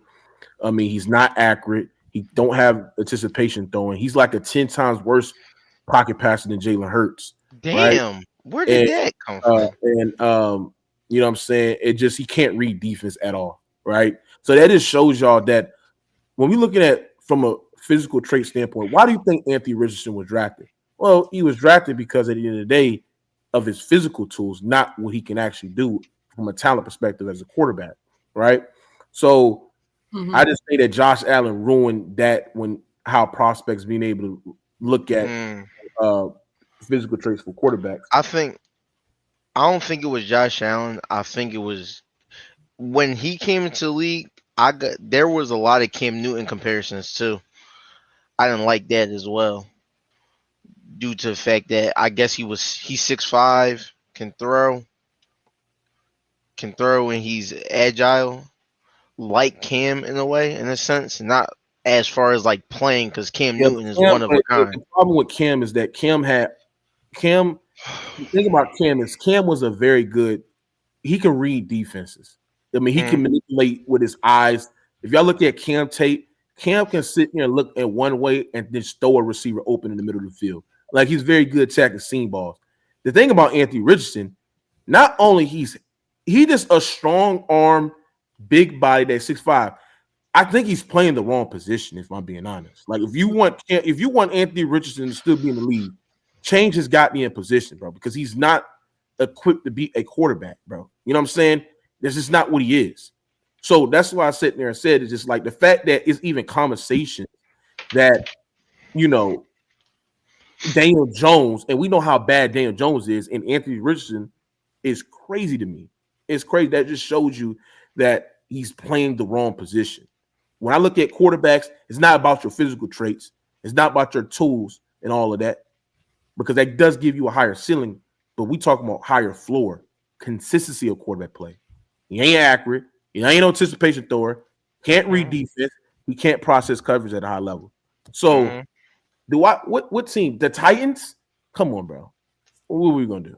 The Titans. Yeah, this division is. I'm sorry. I can't with the Titans. I mean, they're a team that is, and I know, Maria, you're from Memphis and stuff like that. But, Memphis. Is from Nashville. I mean, not Nashville. I'm thinking they freaking. But she's still like the.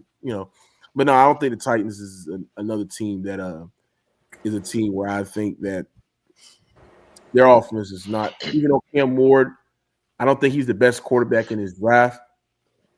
But we'll see. I don't think the Titans. I think the Titans another team to be mid. I mean, this Who team. do you think the best in the draft? Huh? Who do you think the best quarterback in the draft is? Shador?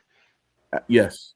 Okay, no, I'm not going to disagree with that. I thought you was going to say Jackson Dart or something. No. I think it's Shador easily. But like I said, man, this division is nothing to say to. I mean, it's going to be Texas. That's it. Yeah, that division poverty sucks. I mean, it's going to be the battle for who's going to get knocked out by a wild card team from the AFC West or North. Like, honestly, it don't matter, bro. Yeah. Yeah, this might be the worst division in the league. It probably is. My only concern about the Texans is that they lost Diggs, right? Is Diggs still there? No, he's on the Patriots. Oh, he's gone. Okay. Yeah, see. And so I think CJ needs to get better at throwing the football. And he regressed. He's another young quarterback who at times he looks to run instead of being patient in that pocket.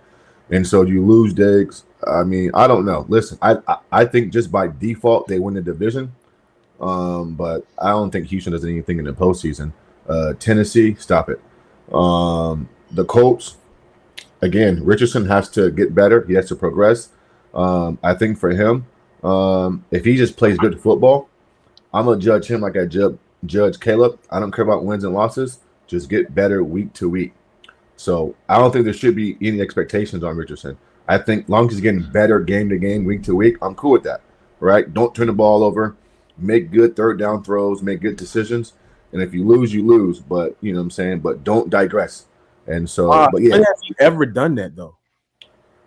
Well, no, Mookie. That's why I said he needs to progress. That's why I said. I mean, he needs to do these things. There is no progressions with this guy. There just no progressions with this guy. This guy so this might be his last year, his last chance. Yes, and so I think this is his last year. There's just nothing you can It might do. be, yeah. It's just nothing. Like he's not good. He's not a good quarterback. Like he's just I'm gonna be real. Put him at a tight end. Put Anthony Richardson tight end. You think so? At tight end? Yes, tight end, wide receiver. Put him in a tight end or wide receiver position. I'm gonna be honest. Anthony Richardson's best play this year was a throw that I feel like he just threw it up just because he felt like he was about to get sacked. Yeah, that you talking about that deep. When he slipped off his back foot and threw it to Alec Pierce, that was a great throw, but it's not like I don't think he did that out of like. I don't think he did it out of like I knew this was gonna work. I think he did it off of like I just trust him throwing the ball right now with my arm. Right. But LB, who do y'all have? I know it's a very weak division. Who do y'all have coming out of it still? Any LB I got the Texans. My fault. Yeah, I got the best quarterback in the team. I mean, if they don't win this division, then we can't have CJ Stroud in any top 15 conversations, bro. Yeah, I don't. Yeah, I have CJ Stroud. Hold on. LB, that is a nasty take. What you just sit there and say, like, really, that's a nasty take. What you sit there and say. First of all, even if he doesn't win the division, he's still going to be a top 10 quarterback in the game. Like this hate towards CJ Stroud is crazy to me because we're talking about a guy that has one of the best rookie seasons in NFL history, playing at an MVP level at his in a rookie year, led the Houston Texans to the postseason, cooked the best defense in the league in the Cleveland Browns. And y'all look at and go off a narrative and not actually watch the film and look at, okay, why did CJ Stroud struggle? Well, he struggled because number one, you're not in a quarterback friendly environment. Number two, you were the more pressure quarterback in the game. Your offensive line wasn't that good, right? But when you look at CJ Stroud on tape and see what makes him so good, well, he has good ball placement. He has good soft spots, field for zones, right? He has good ball. He's very accurate, right? Outside the numbers. I just do think that he can be better out of structure. But CJ Stroud is a very good pocket passer. And that's the thing, is that he's never had great weapons. Like, he's had great weapons. I'm sorry, but the weapons last year were not healthy. Tank Dell missed games. Stephon Diggs missed games. Nico Collins in and out. So that's good quarterbacks making it work without the weapons being there, though. Come on. We're not going to make this excuse. Good quarterbacks have been making it work without the weapons being healthy for years now. I mean, we're not going to start making that excuse for Stroud. We didn't make that excuse for Mahomes or for Lamar, or for Josh Allen, or for anybody in these conversations. You made the excuse for Josh Allen, though. When did I make the excuse that he had bad weapons? If Josh Allen had the weapons Zay that Flowers and Lamar Jackson had, you sat there and said he would have beat the Chiefs, even though when he had Stephon Diggs. Okay, that's a different conversation. Davis, he still couldn't get out I'm not saying that if Josh Allen didn't have better weapons, he would be better. That's true, but I'm saying you can't say a quarterback is playing bad because of the weapons he got. A good quarterback is a good quarterback. But I'm saying that there's context hold on, LB. I'm saying that there's context that has to be applied. When y'all looking at the Houston Texans situation, their run game is in and out.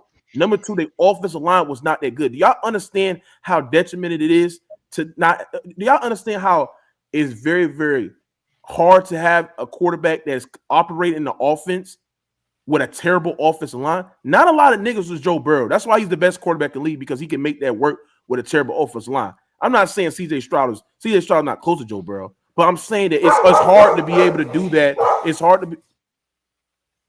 Damn, his dog pulled up. Oh no! Did we lose him? I got a question. I do have. Let me finish. Yeah, I'm saying that it's hard to be able to compete like that especially when you're missing those weapons, and you be able to miss the terrible O line that he had. That's what I'm saying.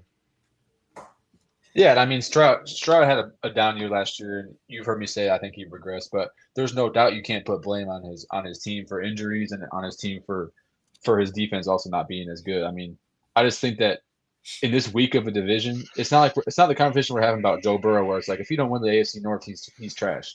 No, because he's in a stacked division. But when you look at this division, they all suck. I mean, if CJ Stroud can't find a way to put up the stats and win at least 9 or 10 games, I am going to have questions about his level in the league. So you can say the same thing about Josh Allen. Josh Allen loses. And he won 5 straight divisions. Hold on.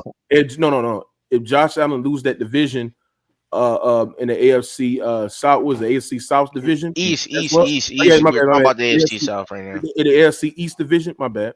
If Josh Allen loses the AFC East division, we'll be sitting there saying about Josh Allen when has clearly the better team out of anybody. For sure, I'll be putting Josh Allen in some deep fucking shit, because if would you take him out to top 5? Would you take him out to top 5? No. If Josh Allen can't win the division this year, he's not top 5. Yeah. Wow. What? Yes, bro, there's no excuses, bro. There's no excuses when you can't win the division when you're in a division like the AFC East or the AFC South. So you, as a Bills fan, you will say that he's not a top 5 quarterback just because he didn't win the division. Let's say somehow the Jets I know. Let's say the Dolphins. Hey, we can get into this shit when we get to the AFC East. Okay, I'm just saying for this division, I don't think that if Stroud don't win the division, I mean, unless some different circumstance, if everyone on his whole team gets hurt or some fucking Trevor Lawrence go for 4,000 yards. But I mean, from what we've seen out this AFC South, there's really no excuses for him. That's valid. He's keeping it consistent. Where you got CJ Stroud ranked? I got him around 10. We're at 10. I mean, I could give you my actual list, but I'm thinking he's around 8 to 10. Name 8 quarterbacks better than CJ Stroud. All right. Josh Allen, Joe Burrow, Lamar Jackson, Patrick Mahomes, Justin Herbert. I have to go with Matt Stafford, Jared Goff. I have to go with that's 7 right there. I have to think about who else I got before him, but he's in the next 5 spots, I would say, with some other quarterbacks there. So you think that Jared Goff is better than CJ Stroud? Yes, he is. What does Jared Goff do better than CJ Stroud? I mean, we can get into this debate if you want to, but I mean, I'm not ready to have this debate, to be honest with you. But I'm gonna say this: Jared Goff, he's had more success in his career. He's more experienced, which I mean, you can't hold that against CJ Stroud to a point. But I think he's more experienced. He's a better pocket passer, I would say. I mean, I don't know. I'm not going to get into that whole debate with you because. So you think that if CJ Stroud was in Jared Goff's situation, do you think that would be a drop off in the Ben Johnson offense situation that has elite pass concepts, that has elite O line, that has elite run game, that has 2 top tier wide receivers in Jamal Williams, Jameson Williams, and Mon Ra, and you have one of the premium tight ends in the game? You telling me that would that be a drop off? I think if you put CJ Stroud in for his first season on the Lions last year, I don't think they would have been as good as the Lions were. They wouldn't have been. Oh my God, you a fucking liar, man! This is just lying. This nigga is lying, bro. Oh my God, because you are lying because CJ Stroud is better under pressure than Jared Goff. That's number one. Number two, the accuracy, even though I can give you that Jared Goff is a better pocket passer, right? Anything that goes process, anything that like process or accuracy anticipation.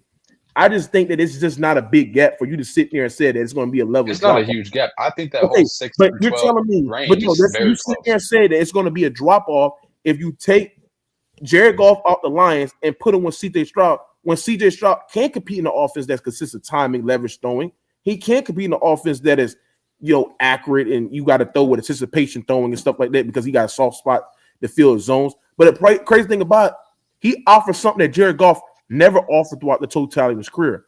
And that's the escapability in the pocket. That's something that Jared Goff can't do it. Even though CJ Stroud is not great at it, he offers something that Jared Goff doesn't offer. So I don't see why it would be a big drop-off. Like, what are we talking about? And he's a better thrower and got better arm talent. So he can make those in that Ben Johnson offense that consists of full field reads better than Jared Goff. How many years did it take Jared Goff to get the Lions to be where they're at? It was his 4th year last year, right? He had to get used to that offense. He had to adapt his game to that offense. 3 years. 3 years. Okay. 3 years. So when everything was back in favor. If you put CJ Stroud in there last year as his first year, I don't think they're going to be as good. I mean, you can say what you want about his out-of-pocket ability, but that offense is built around dropping back in the pocket and finding a guy or handing the ball off. I don't think that what CJ Stroud brings to the game would have benefited that offense as much as Jared Goff. I just don't. This is crazy. This is crazy, and we like this is the level of MVP season that he's had in this rookie year. You're sitting there telling me that it's going to be a drop off. He can't do what the hell Jared Goff do. This is crazy, bro. This is just Jared. This is just CJ Stroud hate, bro. And I don't like it, bro. CJ Stroud, but I don't hate on CJ Stroud. I just don't think he's top 5 where some people be putting him, bro. He's top. He's a top 7 quarterback in the game. Okay, I said he was 8 to 10. So you want to split hairs on that? Huh? So you want to get to splitting hairs about top 7 versus 8 to 10? Like, come on, bro. But let's go ahead and move on to the last division, the AFC East. There's a lot of turnover, and with Mike Vrabel in New England, he could shake some things up. Who do y'all have coming out of this division? We'll start with Di. Me personally, I have the Bills coming out again as the best team. They got the MVP, the best quarterback in the division, honestly. But the team that I want to see the most and that I anticipate the most is the Patriots, because I feel like Drake May is a great quarterback. He just got Stephon Diggs, and with him and Stephon Diggs playing, honestly, I just feel like I just want to see what that does. Miami, they're another team, but Tua's just never healthy. So when Tua's never healthy, it's kind of hard for me to watch them as well. But honestly, I honestly do got the Bills winning it all, and I just feel like they will win the most games this year out of that division, and I feel like they'll be a top 3 team in the conference this year. But damn, Mookie, are you up here twice? Yeah, I'm with you, bro. I'm gonna hop in right quick. I mean, I'm not gonna go into it, but if the Bills don't win this division, then it was a catastrophic season for them. I mean, even if the Dolphins go crazy and win 11, 10 games, which is their ceiling, even if Drake May go crazy and win 9, 10 games, even if Justin Fields has a resurgence and they win 9, 10 games, like the Bills should be winning 13 games, 12 to 13 games this season. Like they are the second best team in the AFC East, in the AFC in terms of their roster. I think when you put Josh Allen at his peak, the team steps over the Ravens in terms of the best team in the AFC. But there's no doubt when you look at this division, the Bills have won 5 straight for a reason. They got elite coaching when it comes to the regular season. Now, don't fucking get me started about McDermott, because I think he's one of the main problems with that team. But when it comes to owning this division, winning their divisional games, they were 6-0 last year. You can count the Patriots game. They sat everybody out. So they're really 5-0 because they let the Patriots win that. But, I mean, the Bills dominate this division. It's their division, and it's just that simple. I'm not even going to talk about the other teams, bro. I mean, it's whatever. Mookie, who you got coming out of this division? Is it clearly the Bills or somebody else? Who you got coming out of this division? I think this is a short answer. I don't think anything needs to be said. I think the Bills take this one very easily. I think the only way the Bills don't win the division is if Josh Allen gets injured like week 1. Literally. To be honest with you. Yeah. So or he goes the whole team get hurt, they still gonna win their games, bro. Like Nick, they have Joey Bosa now. Like Bills have a pass rusher. Hopefully, that can get them over the hump this year and everything. Like, I still don't see a team beating out the Bills this year. Like, yeah, the Bills. Like, I really don't. Wait, but Elby, you said as a Bills fan, you would take Josh Allen out of your top 5 if he doesn't win the division. I would, yes, because that would be like saying that if the Patriots didn't win the division in 2012. Then Tom Brady wouldn't be in the top 5 because, bro, there is no excuses. Obviously, if Allen gets hurt, like you said, or if the whole team is hurt, like literally the whole team, which, I mean, we've seen Josh Allen overcome a whole lot of injured rosters over these years. I would say the Bills are one of the most injured teams consistently, and he still finds a way to get it done. So if he can't win the division this year with the Lions, with the Dolphins, I think regressing still. Mike McDaniels, in my opinion, he's going to be done after this year. Going against a trash quarterback in Justin Fields. I know Ghost probably hearing this shit, probably about to crash out, but bro, Fields is not that good. The Jets have a first-year coach; they're not that good either. And then when you look at the Patriots, I think Drake May's. That's the only. I think the Patriots are the only. Y'all hear me? In conversation. Yeah, we hear you. Yeah, we hear you. Yeah.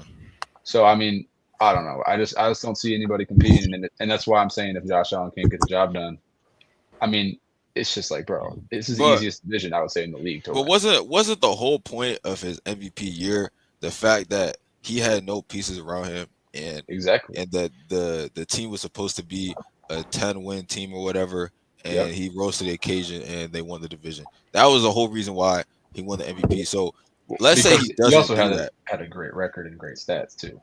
He had not as good as stats as Joe Burrow or Lamar Jackson. Like the whole main reason was it was a narrative based award, and it was the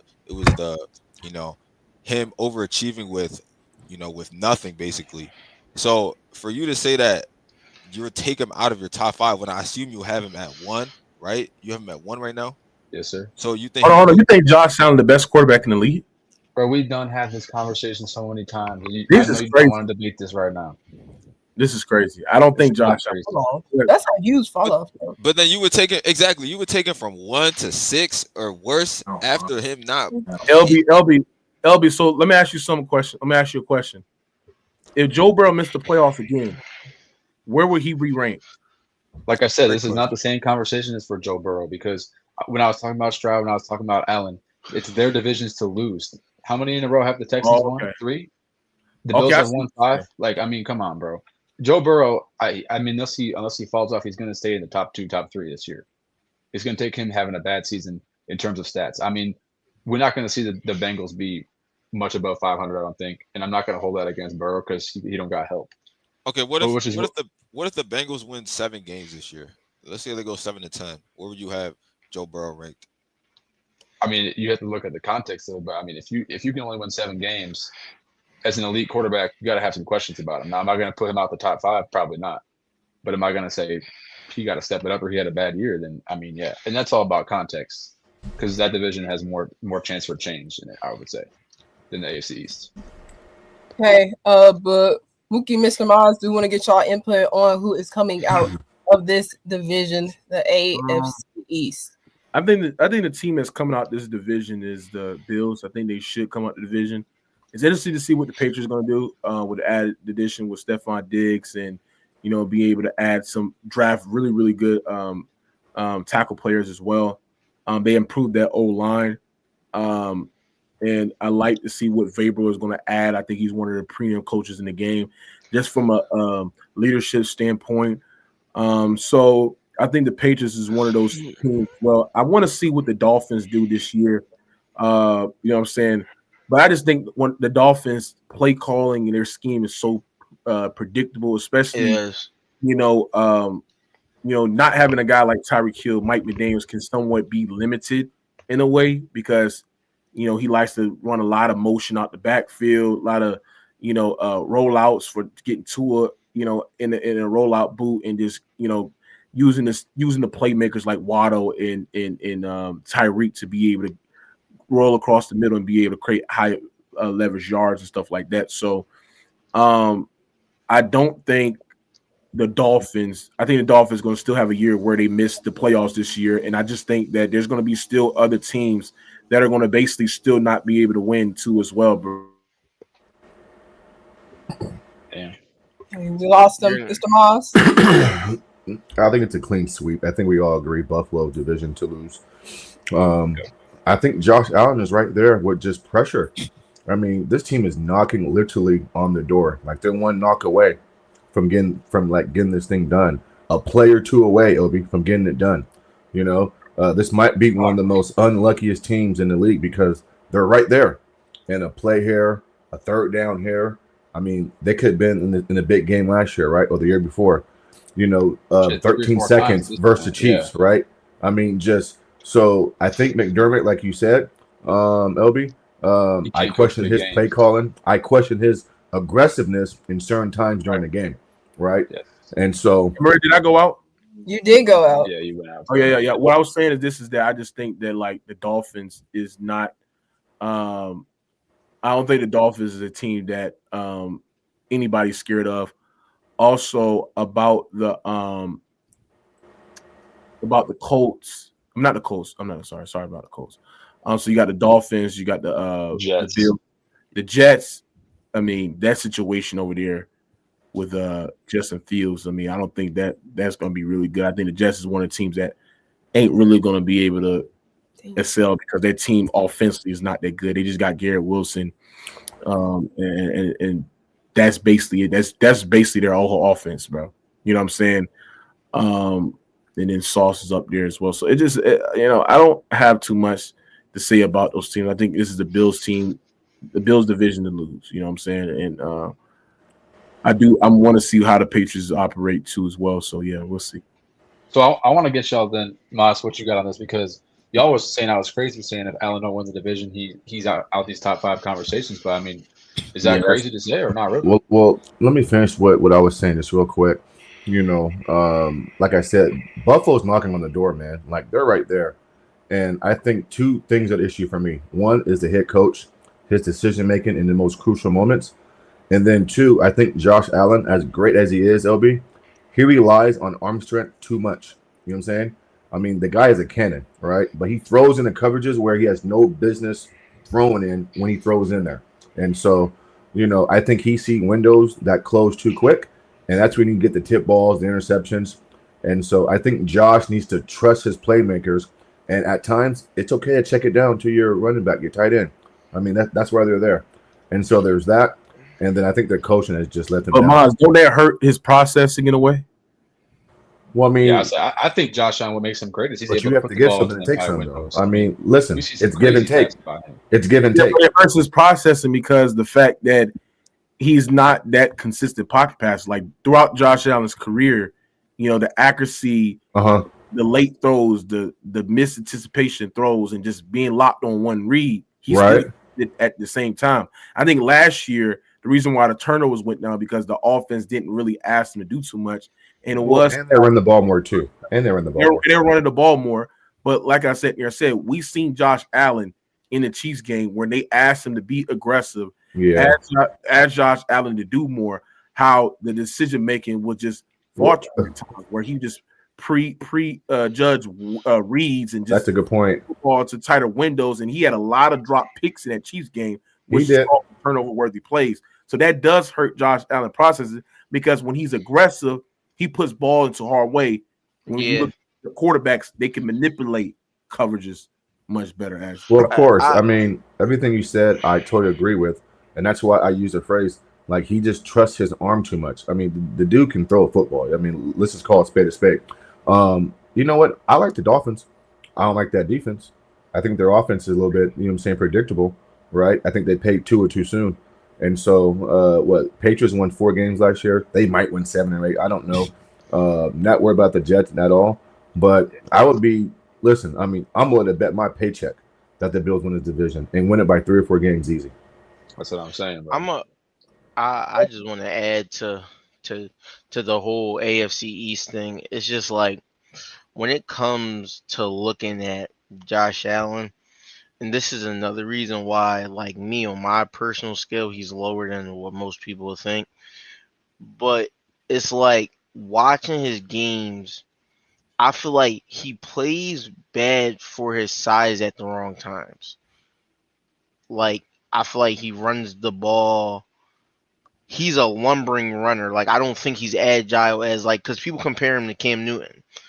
And I've heard that throughout the season. But I don't think he's anything like Cam Newton, because the way Cam Newton ran, he was agile. Cam was quick. Josh Allen isn't like that. He just runs like he's just waiting for something to stop him. And what's wrong with that? Because I mean, he gets to the outside when he gets because on design quarterback runs, he able to pick up 10 yards easy. I mean, he got speed. No, there's not a problem with that though at all. There's not a huge issue. I'm saying with him playing like that is dangerous. One, for injuries, that's one right there, and two, he has, like you say, he relies on his arm. I feel like on that 4th and 1 play when y'all tried to run the tush push or the shove, whatever you want to call it, it's just like on that play, I feel like he should have got that. You're 6'5", and I'm not saying he did get it. Yeah, he did get that shit. Yeah, he did. He didn't get it. But he did get it. But Bonds, that orbit motion that they ran with Khalil on the backfield, that late play that lost in the that 4th and 7 play. Yeah, they were running. The Chiefs was running like a cat blitz. Like if Josh Allen was a great processor, which I don't think Josh Allen is any great processor. I think he's good. I think he's a solid good quarterback, solid good processor. But I think he's great. Like, do I think he's on the golf Herberts, CJ's, Burrows, Mahomes? Is he on that level? No, he's not on that level. But he had an opportunity to recognize that, and I just think that that's where you need him as a quarterback to be able to look at those things. I think that's a bad example, Mookie, because the blitz was coming so fast. It was all out blitz from the corner. I think watching it on TV, we say that, bro. But I think in that possession, bro, they got there so quick. We say he's open on the backside, and he was open. We agree on that.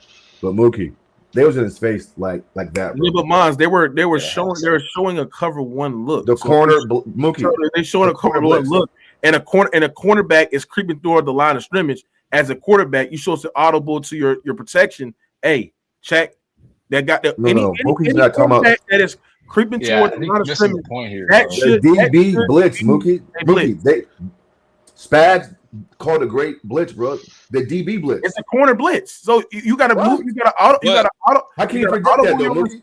Yes, you can't. You have to slide protection. You got to be able. You got to slide protection. No, but the problem is that they were blitzing from the strong side the entire game, and that last play is the one play they decided to blitz from the weak side. So that's more of like a Spags, praise than a Josh Allen. Exotic blitz, bro. Absolutely. No, hold on. If they blitz for the strong start throughout the whole game, your job as a quarterback is any DB that is creeping up towards the line of scrimmage, that could be a blitz. And it was I believe it was, if I go back to the play, I couldn't remember the play, but it was zone. It was a zone coverage play. So if it's zone coverage, you should already know that the area within the flats or in any area drags, those are open. And Josh Allen threw it in the area where it was just not open, because he's not the level. I don't think that corner was creeping, though. Yeah, I think it's the point here. Well, I'm finished, though. My bad. Wait, okay? You can finish. You can finish. Yeah. Go ahead. Yeah, that's what I'm saying. Like, it was a bad play by Josh Allen. It was orbit motion, basically to see if they were in man or in zone. Because Shakur was open. Didn't scan the field. Didn't understand that the blitz was coming up on that right side. You didn't tell your running back to come over there and pick up the blitz. Didn't slide protection. Didn't check that whatsoever, which allowed you to get pressure and make a throw that was just inaccurate. And that's what basically lost you the goddamn game. Just those little, it's just in the details. I mean, if it got to be able to pick up. Then what about the throw he made right after that to Kincaid? And he dropped right through his hands. Open. No, that was the last. That was the play, bro. Yeah. That's the same play, yeah. Yeah, that's the same play. He found a guy who was open who dropped the ball. The dude dropped the ball. Yeah, he dropped I wouldn't blame that on. I wouldn't blame that on Kincaid, but I mean, he was catchable. He was open. It went through his hands. That's true. It was catchable. Yeah, he hit his hands. But he was also diving. Like, that's not a Mark Andrews. That's not a good throw. It's not a good throw whatsoever. Under those circumstances, it was the best throw that you could have made. Those attention to details is the reason why I just can't put guys like Burrow. I mean, Josh Allen, Lamar Jackson over a nigga like Joe Burrow, because Joe Burrow sees those things. It's like Lamar Jackson. It's like Lamar. It's like Lamar and Josh are quarterbacks that want to make the play, but to be able to play a lot of hero ball. See those things. That's the thing. They use their athleticism to a point where it hurts a team, and that's why they don't have a higher floor than a nigga like Joe Burrow. So LB, you say Josh Allen has to play hero ball, and you don't think Lamar doesn't? I mean, Lamar has a second best running back in the league. He has a better offense overall. He has better weapons. So I don't think he has to. No, he can rely on his play calling and his offense. Hold on, timeout. Josh Allen had, according to PFF, he had the third best rushing unit in the league. Stop underrating Cook, bro. I'm not underrating James Cook. But what I'm saying is running between the tackles, and he also have an elite run blocking offensive line. So Josh Allen was relying on that old line that was very, very good last year. I agree. Like my thing is, I'm not saying that Allen had no help. What I'm saying is Allen, when you compare an Allen to Lamar, I think you got to say Allen is a better passer. I mean, you can say what you want about Lamar had them passer rating. Lamar had these stats last year. But if you watch games and you didn't just watch the box score, you know that Josh Allen was a better passer out of structure, especially when the play broke down, when the defense got home. You could see, I watched every Bills game. You see damn near every other game he's making some throw while he gets tackled out of bounds that gets completed down the field on third or fourth down. Like, you just don't see that out of Lamar Jackson. If that's the point. I think I would say that Lamar can make those throws out of structure. I was about to say. I mean, he can, but he's not better than Josh. No, I'm gonna be okay. Would I say he's better? Maybe not, but I would say that it's comparable to a point where like it's not something I would, I wouldn't say that Josh Allen is better than Lamar because he can make plays out of structure. No, Lamar can do the same thing. I think where you draw that difference is when you look at arm strength. You see Josh Allen fitting passes between a linebacker and a corner that are coming across the field, and he fits it right to the tight end. I don't think you see. No, I think Josh is more manipulative in the pocket where of the defense. Yes. Yeah, no, that's what I was about to say. I was about to say like I feel like you comparing them to say one is better is not crazy, but I feel like the difference is Lamar Jackson doesn't. Josh Allen looks for the pass. I feel like Josh Allen is more of a improviser more than a scrambler. I feel like Lamar Jackson, he tries to improvise, but he can't. He uses his speed and reliable. And when he tries to improvise, he ain't got no IQ, bro. No, you're not wrong. But I'm saying when Lamar Jackson tries to look for that extra pass, it always goes wrong. 9 times out of 10. I'm not going to hate on Lamar because he does make a lot of plays outside the pocket, outside of structure. But I just don't think when it comes to him making a motion to a receiver to get him opener. Well, I'm going to hate, bro, because when it matters the most, he don't make plays. So I'm going to hate. You're not wrong. But hold on. Wait, Mookie. So if Joe Burrow's in that situation that Josh Allen is on fourth down, you think that Joe Burrow is going to analyze he's going to call out the blitz and he's going to be able to convert on fourth down? That's what he's been doing all his career. Of course. Well, What do you think he's going to do? No, I'm just asking the question. I mean, that's the thing. When that pressure comes to him, Joe Burrow is like this generation's Drew Brees, Brady, and Manning. Like when we're looking at their intelligence and their accuracy, their anticipation throwing sets them apart. So they're going to look at those things that they see on film. If they see something that is just not there or they don't like, then that's when they audible out things. Like the fact that Josh Allen just didn't check that or see that. Like, listen, this is the thing about Spags, and I don't know if you read the scouting report. Like, if anything that you watch film, Spags always blitz on third downs. Yeah, always blitz on fourth downs, bro. He does. As Josh Allen, you should know that there's some. I gotta see if there's a blitz anywhere before this play is being able to be staffed. If I see Trent McDuffie creeping towards the line of scrimmage, acting like it's press man, I got to be able to put my running back on the right side. That's what thing with Joe Burrow do. Joe Burrow goes scat protect every time. He go to scat protect because he wants an open field. He likes to go to full field reads. He likes to see the whole field. He likes to analyze the field. He likes to pick apart a defense. He likes to spread the field around. That's what he likes to do. So if you see a linebacker or a running back creep more towards the line of scrimmage, oh yeah, we're going to scat. We get somebody else to protect that. Boom, we get it. That's what they doing.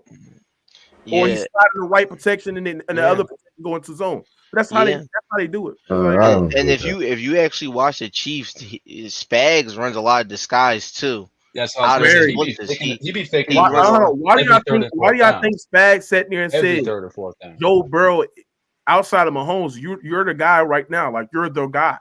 You know what I'm saying? Because he's the guy that can see things before he's being able to operate. I know that's the superpower for Joe Burrow. Joe Burrow ain't got Lamar Jackson athleticism.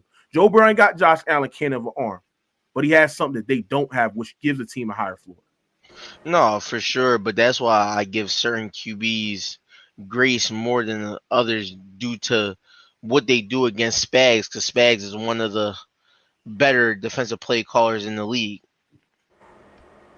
Like I feel like the only two QBs that really the best, I would say, that outplay Spags is Jalen Hurts and Joe Burrow. The only two QBs. Josh Allen's better than against Spags against Jalen Hurts.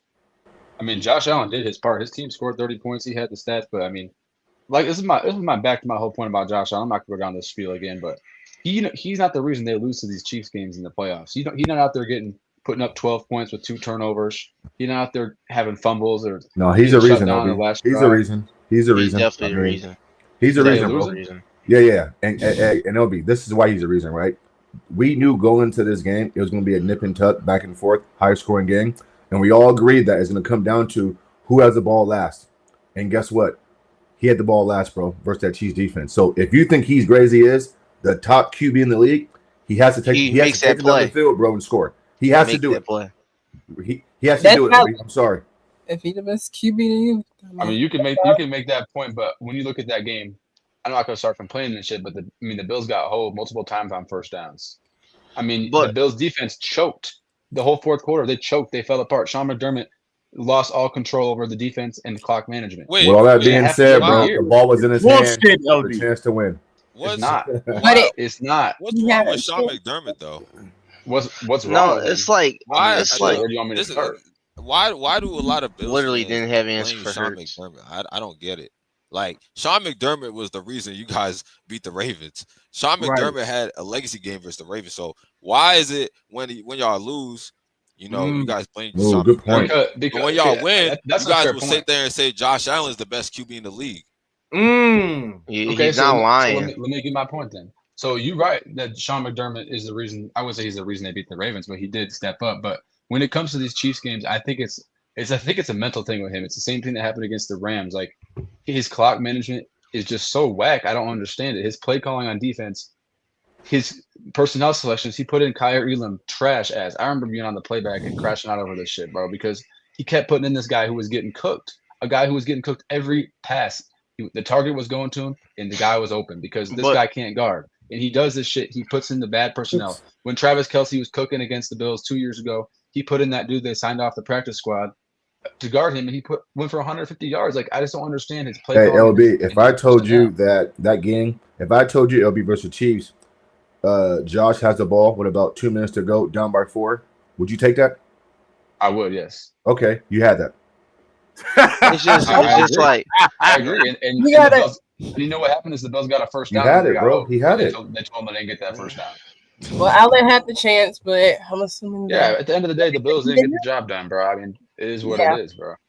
Yeah, and that's why in this generation, Mahomes is the best quarterback, and Allen is there, bro. I mean, I'm not. But didn't you just say you don't think Mahomes is like okay? But I don't think right now he's the best quarterback. But I mean, overall, the last 5-10 years, there's no doubt.